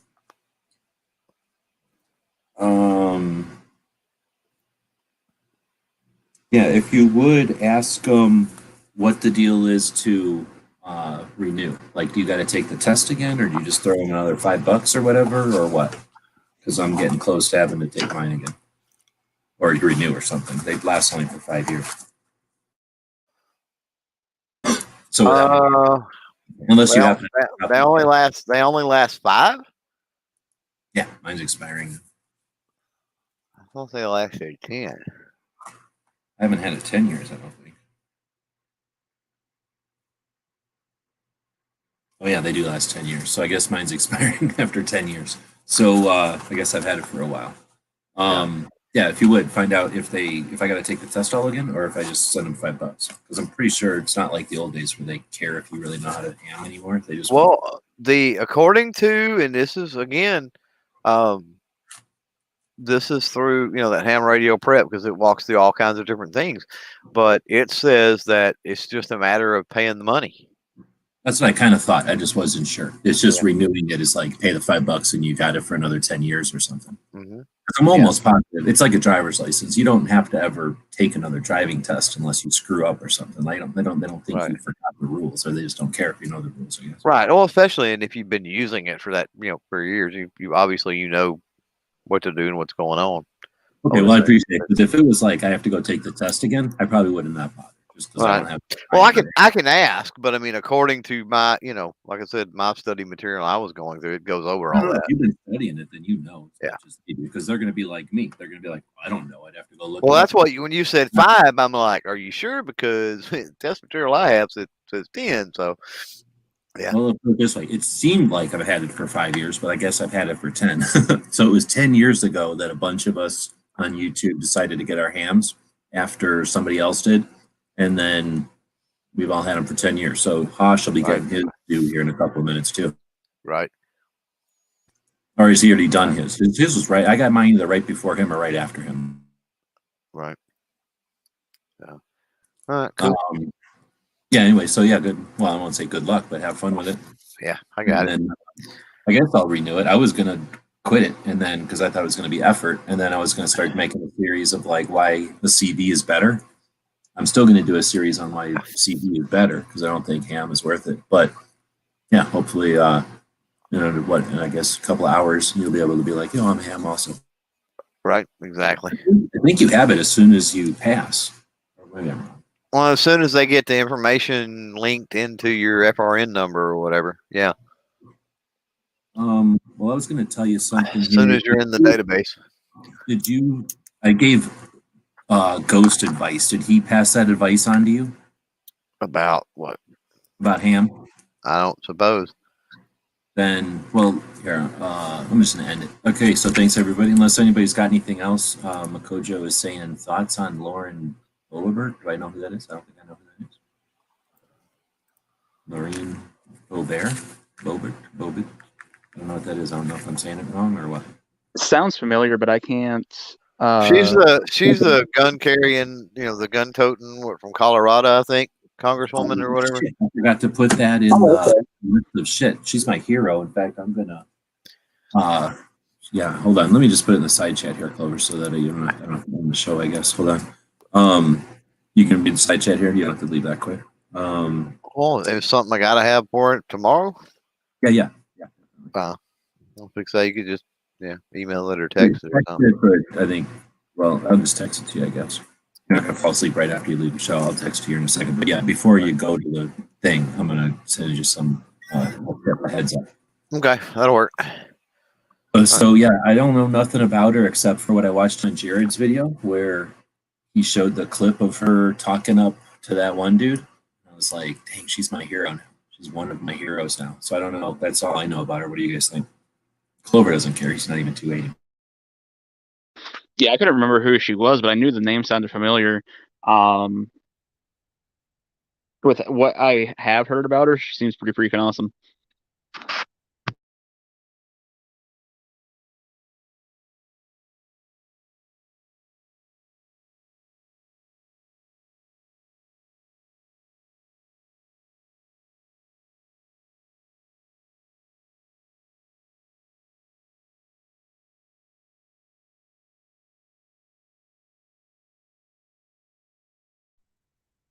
Did I kill the chat? I don't know. I honestly, right now, because I am not hearing any broadcast outside of StreamYard. Yeah, I'm telling Clover what I said I was going to tell him. Give me a second. Oh, now I can hear you. But yeah, she's a pretty cool cat, from what I can tell. Seems like there's a lot of good stuff happening with her and around her. My robot was still listening to me. So at the end of whatever I was saying to Clover, it goes something like, up the hotel, Clover, when I will die. So how the fuck did it come up with that out of whatever the hell I just said a minute ago? Up the hotel, Clover, like when I will die. The fuck? I love voice to text for that reason. There was one time, I don't remember exactly what I was saying. It was like, hey, we got to take the kids to school or something, or go back to school shopping, and it wrote, want to go to Best Buy? And I was like, how the frick did it get that? Like, it's incredible. I was doing that to my friend, and I said something, and it said like, let's go to PetSmart.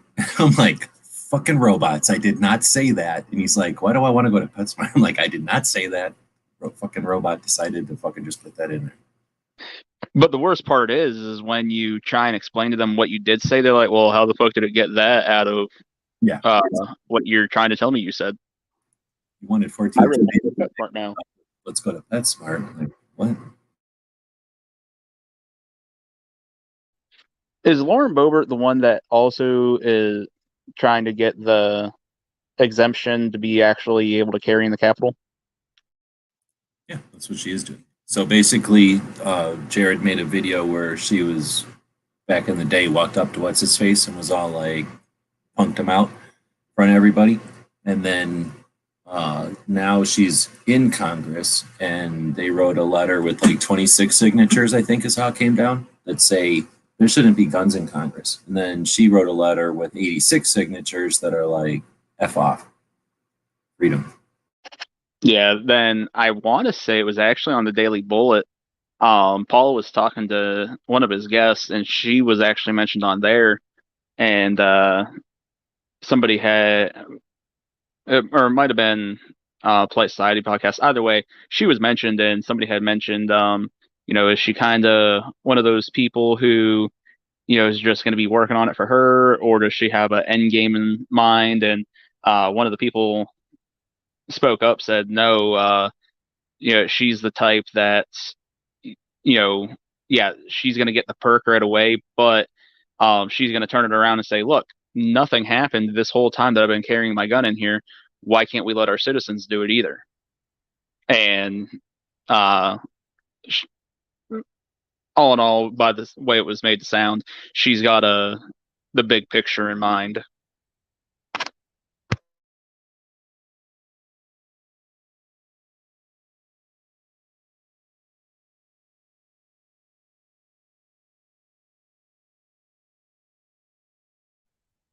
Do you think there's any way for folks like that to do something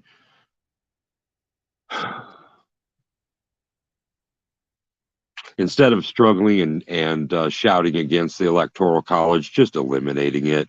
This election has been maybe the most dramatic example of why the Electoral College is just a crock system. And instead of constantly rallying around the bonfire of destruction, in the massive complaint of stolen elections or the like. Do you think that maybe someone like her and her contemporaries, because my understanding was that there was a lot of what others would call, Colorado cronyism going on. Can we actually expect the effect of a change in decades rather than just simple service terms? Because she's new, right? Well, first, I would not want to eliminate the Electoral College because then that means we're going to a popular vote, and um, I I just don't like that idea. Granted, I understand, people saying, "Oh, my vote doesn't count as much as this person's vote," but at the same time, there's only what 5 areas of the country that would actually have to be worried about in order to win the election. I believe it's New York, the Philadelphia, Baltimore, DC area, Chicago, Los Angeles, and I believe Austin, Houston area. So just balancing out the population density is one of the things that's important to your belief then? But there's no way without the population density. I mean, yeah. People are going to be, you're going to have these extremely large population densities in these areas that are going to rule the election. And the thing is, think about the 5 areas that I just outlined. There's entire states that would be completely forgotten. You're right.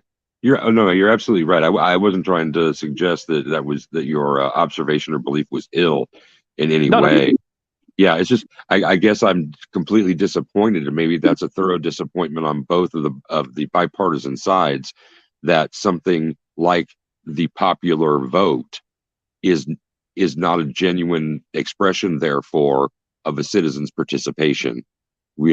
Trying to achieve a balance out of the imbalance created by mega cities, megalopolises, or megalopoli, perhaps, as the East Coast continues to expand and grow along the seaboard.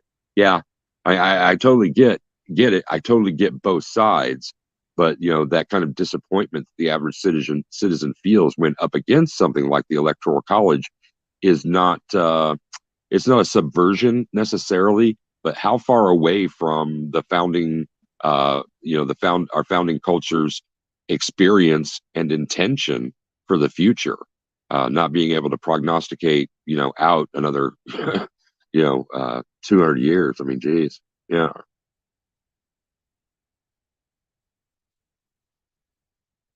But okay, so if not Electoral College, what is it that this new generation of constitutionalists and all the other niches, where would you suggest that their focuses be directed to affect a more positive and lasting change in something not just elections but otherwise?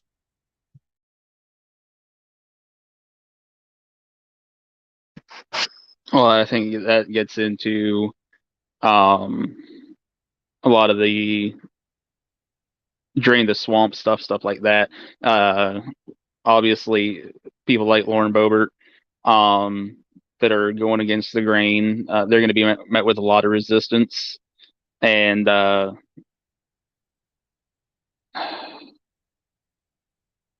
big thing is, I don't know. That's a tough one. I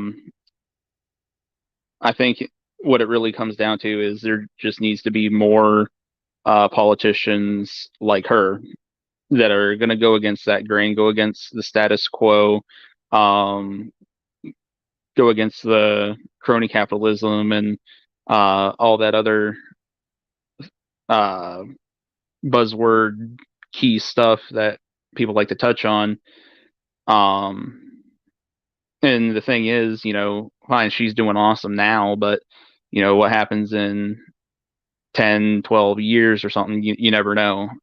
I think a lot of politicians start off meaning well, but when they get to a point where this wasn't just something that they were doing for a couple terms, but it turned into a lifetime job. Well, now, they're worried about keeping their job every year. And that's when they start falling into that trap. So, and I'm not exactly sure how fresh Lauren Boebert is. I'm pretty sure she is a new elect. Yes. Yeah. Okay. Okay. That makes a heck of a lot of sense. Okay. Well, I want to extend the question then just a little bit further. The Sedition Act is effectively repealed. That was something that was 18th century, and really, and I started to make that parallel earlier. Everyone who's clamoring and shouting and gathering over stolen elections and that sort of thing, as citizens, I think that we need to remind ourselves of things like the existence of the Sedition Act, and that is, once decisions are made, the First Amendment then didn't provide protections for personal expression when it came to trying to shout down or revolution on the government. Of course, the revolution always being part and parcel of what we were able to do, states' rights reinforcing. But I guess I can't use sedition, but I can use seditious. Sometimes it feels very seditious to me. And it doesn't create or allow the space that we need to fucking move on. Accept the new paradigm for even if it's just a moment, and try to affect change immediately. It doesn't take constant complaining. And like G always reminds us, intention and action. So I understand the intention, but I see a gross amount of inaction. It's circular. Yeah. What do you think?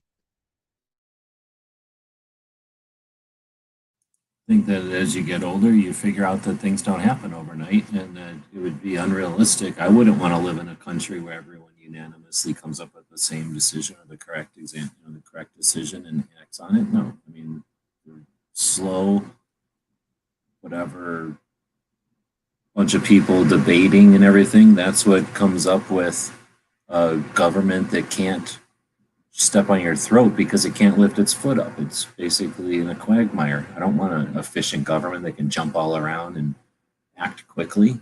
Who needs that? That's a government that thinks it needs to do things with its abilities. I want a government that barely works when it's needed. So, Yeah, appeal to me. I remember, I think it was when Trump first got elected, and it might have been towards Obama's end, but Congress was held by the Republicans, and they were getting all kinds of flack because they were how do they put it? Anyways, they passed the fewest amount of laws, and I was like, why is that a bad thing? Why is it that we need these numerous laws passed every year? Most of them, I believe, wouldn't affect anybody's lives. And, it was just a way to demonize the right, saying that they're not doing enough and whatnot. But I'm with G. I don't want a government that just goes and jumps willy-nilly and thinks that they've got to do all these things and is overreaching. Okay. Going from seditious to malicious, then, how can we take this malice or promote its removal so that everyone, bipartisan, can focus on the of affecting the future, regardless of your position, but just motivating the action instead of a recidivistic, circular, absolutely fucking boring reiteration of the conversations?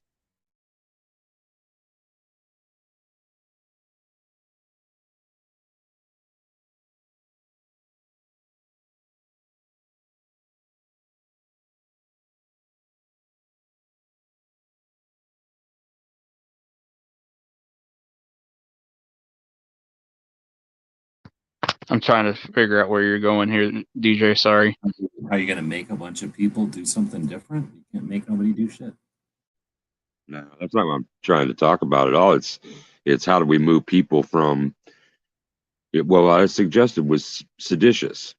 And so that's why I went now to malicious. It's, how do we promote the removal of malicious intent for the circularity of the constant arguing, and instead try to it doesn't even have to be elevate, motivate, move on, go to something else, refer to it in its appropriate context, which is the goddamn past. Talk about and act on the future. Okay, that's what I kind of thought you were going to.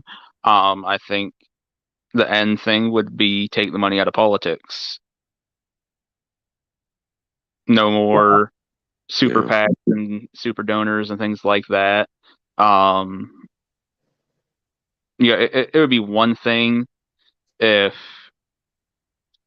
the CEO of Walmart wanted to take his own money and throw it behind a candidate. But it's another thing when a corporation, we'll just use Walmart again, takes and throws their money behind that company or behind that candidate. That makes people beholden to those corporations that got them in there, and I just take out the money. Okay, so I understand the logic there. So, logical and practical being so separate, because as you mentioned, super PACs and, other, lobbying and that sort of thing. And we already have restrictions on campaign contributions. We know how easily those are subverted.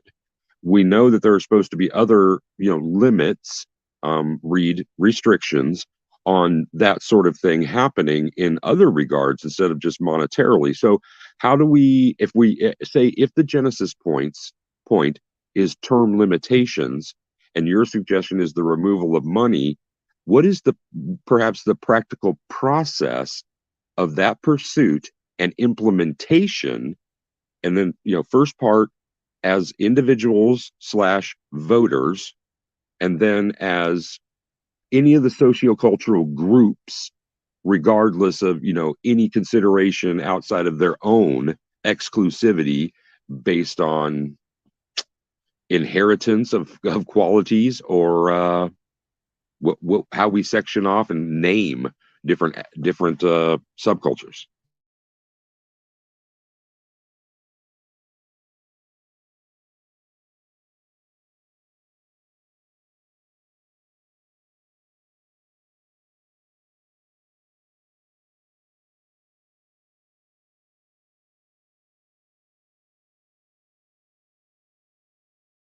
I don't know. It's like saying, how come so many people build their houses and paint them red? It's a whole bunch of different answers from a whole bunch of different people. You get frustrated about something like that exists, or the effort for a long time to adjust people's perception of what a red house is. I mean, you're talking about people that they're not getting together because they got nothing else better to do. They have positions that don't align. So how do you get them to not conflict by everyone liking the same thing? Again, that's how do you tell people to like what they like? I don't see individual choice being mutually exclusive of extending the benefit outside of your ability to choose color. I mean, for my position at least, yeah, you can paint it any color you want because the effect continues to maintain your diversity. I'm just talking about when it applies to something as fundamental as citizen, and citizen is everyone, naturalized or freeborn.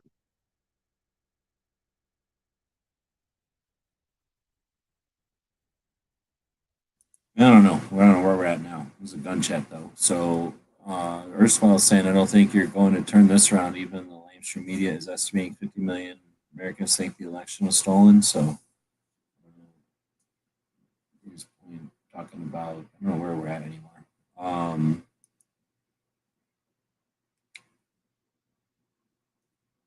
Do you guys have a point or something you want to keep going on that. Otherwise, it started, I think, from the girl from Colorado who was recently elected, ran for office and was elected, and then wanted to use her right as a, I guess, representative to carry in the capital, not the capital, in the Congress.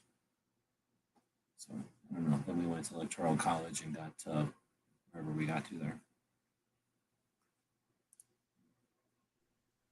Relaxing prices and availability of ammunition is something that I've noticed and touched on the other night. I think that's an awesome trend to see.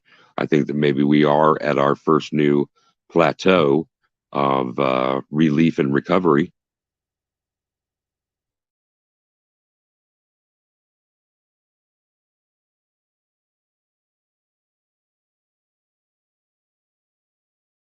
I have not been to the LGS to check out ammunition prices or anything, although I'm hoping to get there this week, so I'll have to take a peek.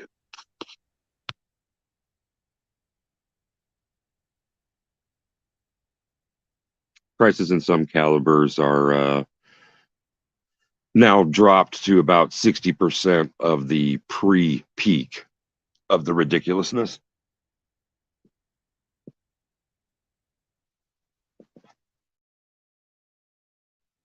And availability of bulk is returning.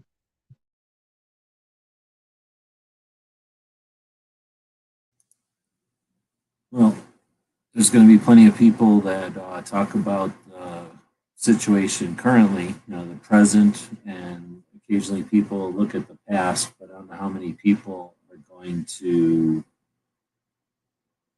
pay attention to the fluctuations and record that or offer that to the group as some sort of barometer or gold standard or compass or whatever you want to call, like a point that you can use to measure your place going forward. So that's something that when you said 60% of before, I mean, that's obviously based on awareness of perception and some sort of math. So like I said, there's been things like Consumer Reports in the past, organizations or groups that attempt to become like barometers for like commerce or whatever that would be called, like capitalism. So anyway, there's plenty of opportunity for that. We'll see if we get more price guides, if we get more like how to find the ammo you're looking for to buy, or if we see somebody put some of their database data harvesting and extrapolating, I guess, data or skills, I should say, the ability to pull data, deal with it, and then, put it in a way that makes it useful to use the data. We've seen things like that on a place called Hey Jackass or something, where it's all the different crime statistics and firearms numbers that come out of the news and out of the police reports from Chicago. And it puts it on a website that's a little bit sarcastic, but 100% just informational. And it's a valid source that's updated frequently so that when people are going to make claims about a Chicago situation, they can look and see if the claims are just made or if they're researched. And it's one of the reasons I'm not satisfied with having a conversation about guns. We're trying to move the conversation because that's definitely something that we're never going to stop experiencing fluctuations in price or availability of ammunition. It's just a thing, based off of how it's made up of many finite resources that have to be smashed and accumulated into the thing. And it's a dirty, toxic process. So because of that, there's issues with where and how you can do it. It's going to have costs associated with it because there's non-market related laws associated with the ammunition and the manufacture of it and the transportation of it and the use of it and legalities of where you could even own some of it.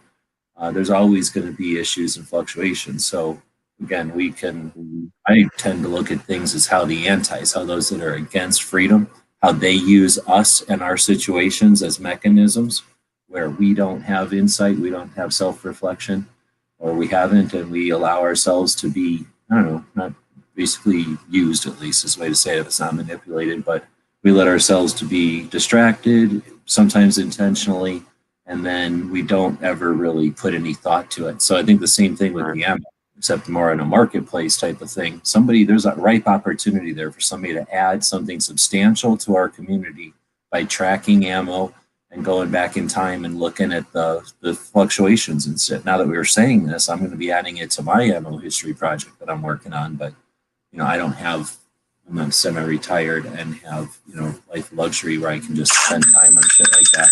So that'll be at some point in the future if I can remember to do it. But you say I'm challenging the people that are out there that have the ability to just do that, right? Well, for me, it was like a logical extension of my interest in stocks and well, specifically commodities, because as a Midwesterner, knowing, having to know all the agricultural commodities, so yeah, watching it as a purpose-built part of our, our gun subculture, I found it pretty interesting to train. I hear what you're saying, but without what you're saying, like some sort of everybody agrees upon like number that we're going to say this is the price of orange juice or pork bellies, and that's where I look at that number. Without that, it's all just subjective, and it's all like what my experience is and what I'm able to research in the stores that I check, which is all good. But like I say, I'm just saying, like there's all this like you're saying before, like you're sick of the repetition. Well, here's a way that you can break the cycle of repetition. Create a project that actually eliminates futile conversations about potentials, right? Like, oh, blah, blah, blah, what's the price of ammo? Well, if there was a price line guide, whatever you want to call the damn thing, that people could just all tune into and go, here's what 9mm should cost. Like Gunbroker eliminated any confusion or debate about what some gun is worth, because you can always go to Gunbroker, go to completed auctions and find out what they sold for. You can debate whether or not yours is the same as the one there, but you know that in a country where anybody could have bought it, they did buy it for this price. So it's really hard to say yours is worth half of that or twice as much, right? So if they did the same thing with ammo, or when they do the same thing with ammo, is it going to end the conversations that we're talking about? The waste of time, boring conversations where people sit there literally for 25 minutes, a half an hour, an hour debating about whether or not frickin' whatever 9mm garbage is really priced at whatever cents per round instead of whatever cents per round. Like how many times have people sat through that conversation? Now, here's the thing. Is it going to end those? No, because people love that fucking conversation. I've learned that a long time ago. There's some dumbass shit that people like to talk about. You can offer alternatives, create better ways to do it, make it so you never have to have that fucking conversation again. And everybody's going to go, that's great. Let me just take a second and have this fucking conversation again, because you either need to or you fucking love it. And that's just the way we are. Like, we're going to talk about dumbass shit sometimes because that's just how humans are. And I think you can't rip that apart unless you make us non-mammals anymore. You make us into Borgs or some shit. And I don't really want a place where we all just sit down and talk about the most efficient, like, what we need, necessary conversations, and then we just be quiet the rest of the time so we don't waste oxygen. There's only so much oxygen on the planet. We can't waste it all talking about boring shit that doesn't matter. So I don't know. There's no answer other than, I suspect, having an example that's an alternative so that people who are interested in something else can see that there is other things. Because even if they don't go down your path, at least if you show them that there are other paths, they realize they can start moving in a different direction and not just sit there observing some asshole who's just wasting everybody's time. But aside from that, you can rage about the assholes every once in a while so that they think about it and go, maybe I shouldn't just be an asshole. Or, I don't know, maybe sometimes if enough people go, oh, I'm going to quit watching the asshole moves along someplace else where, people aren't like, oh, this is something that's actually important. Like, we shouldn't have assholes in our midst. Like if we're talking about the color of house paint that I'm going to put on my house tomorrow, I don't really care if some asshole sells me paint as long as the paint works, right? I don't really care if he's a jerk. But when we're talking about who's going to actually show up at a rally or who's going to actually put in the work to support people who are on the ground in Georgia, or like, who's willing to, and then who's willing to just sit there and not, then maybe it's a little more important than, who you play softball with on the weekends, or who's at the carpool at the place you like to go to on Saturdays. Yeah. Well, maybe I think that based on the conversation and your perspective there, I'll just blast out a whole bunch of LTT of letters to the editors for all these damn publications that I subscribe to, because they have the staffers, they have the connections, and I wouldn't have to come up with fresh data. They have access to somebody else's, and all they have to do is cull it. Not that it might make publication, but maybe someone would be inspired to include that, say, in the web version, or or maybe that I'm sure actually now that I think about it, it's already been done. I just don't know where it is. So I'll go digging on that. Thanks, G. Peace. Let's see. I don't think you're going to turn around. Estimate 50 million. Peaceful separation is our best bet. We're a nation divided. It just sucks that we aren't divided by geographical location.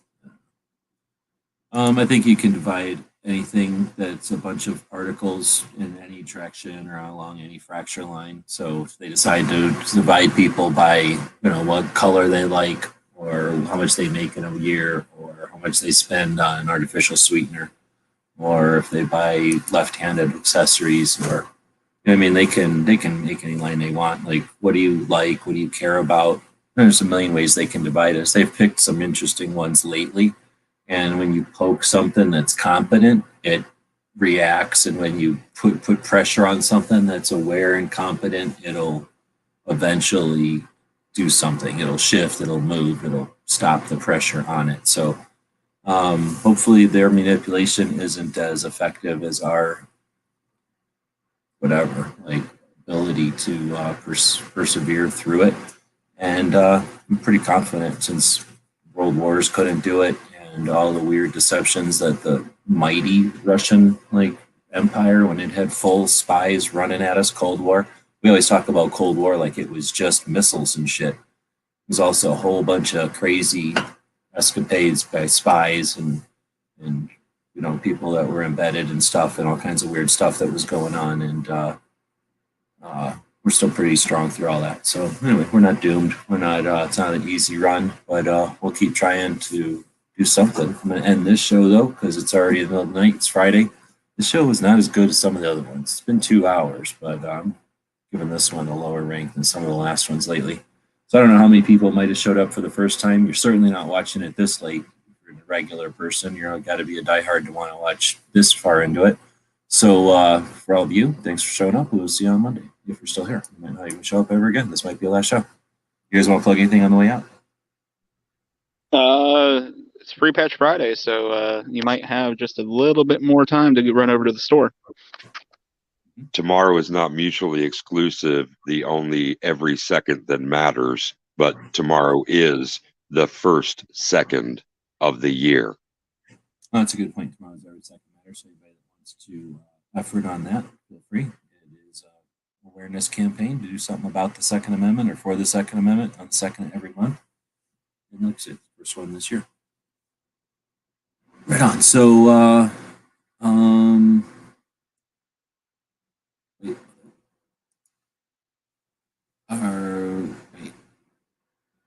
we that divided, or does the media want us to think that we've had elections in the past? We weren't divided then. Yeah, I agree. I mean, they didn't think we were divided after Trump won. I don't think. I don't know. It kind of depends on what media you listen to, I suppose. But I'm guessing that when Trump won, there was a whole bunch of people that decided the election was no longer dependable and could no longer be when society was over. Now you steal elections. Russia was involved. There's a bunch of people that had were willing to have given up. I guess you could say that those people sat around for 4 years, given up, and then were all the stuff that happened this year. But I suspect that would be pretty tough to rationalize. So even if you did, I don't see Trump supporters doing anything like that the next time around. So I don't see it as being a inevitable progression towards some linear, because we don't live in a world where there's almost anything. I mean, nothing goes on a linear progression. Things are exponential sometimes, can't be stopped, but that's pretty evident real quick. Look up exponential. But things don't go on a straight line. So what we end up having is fluctuations, back and forth, waves. So more than likely, it'll get to a point, at least in every other aspect of everything that's ever happened that I'm aware of, it gets to a point where folks get enough of it, and little by little things push the other way, and then it goes in a way, and depending on how far it pushes this way is how far it's going to push the other way. So we might get a really normal time for a while. We might get a period of normalcy, and it depends on us as a group and what we're willing to allow to amplify our momentum, right? Anyway, that's a lot of shit for a Friday night when we end it, and whatever I just said before applies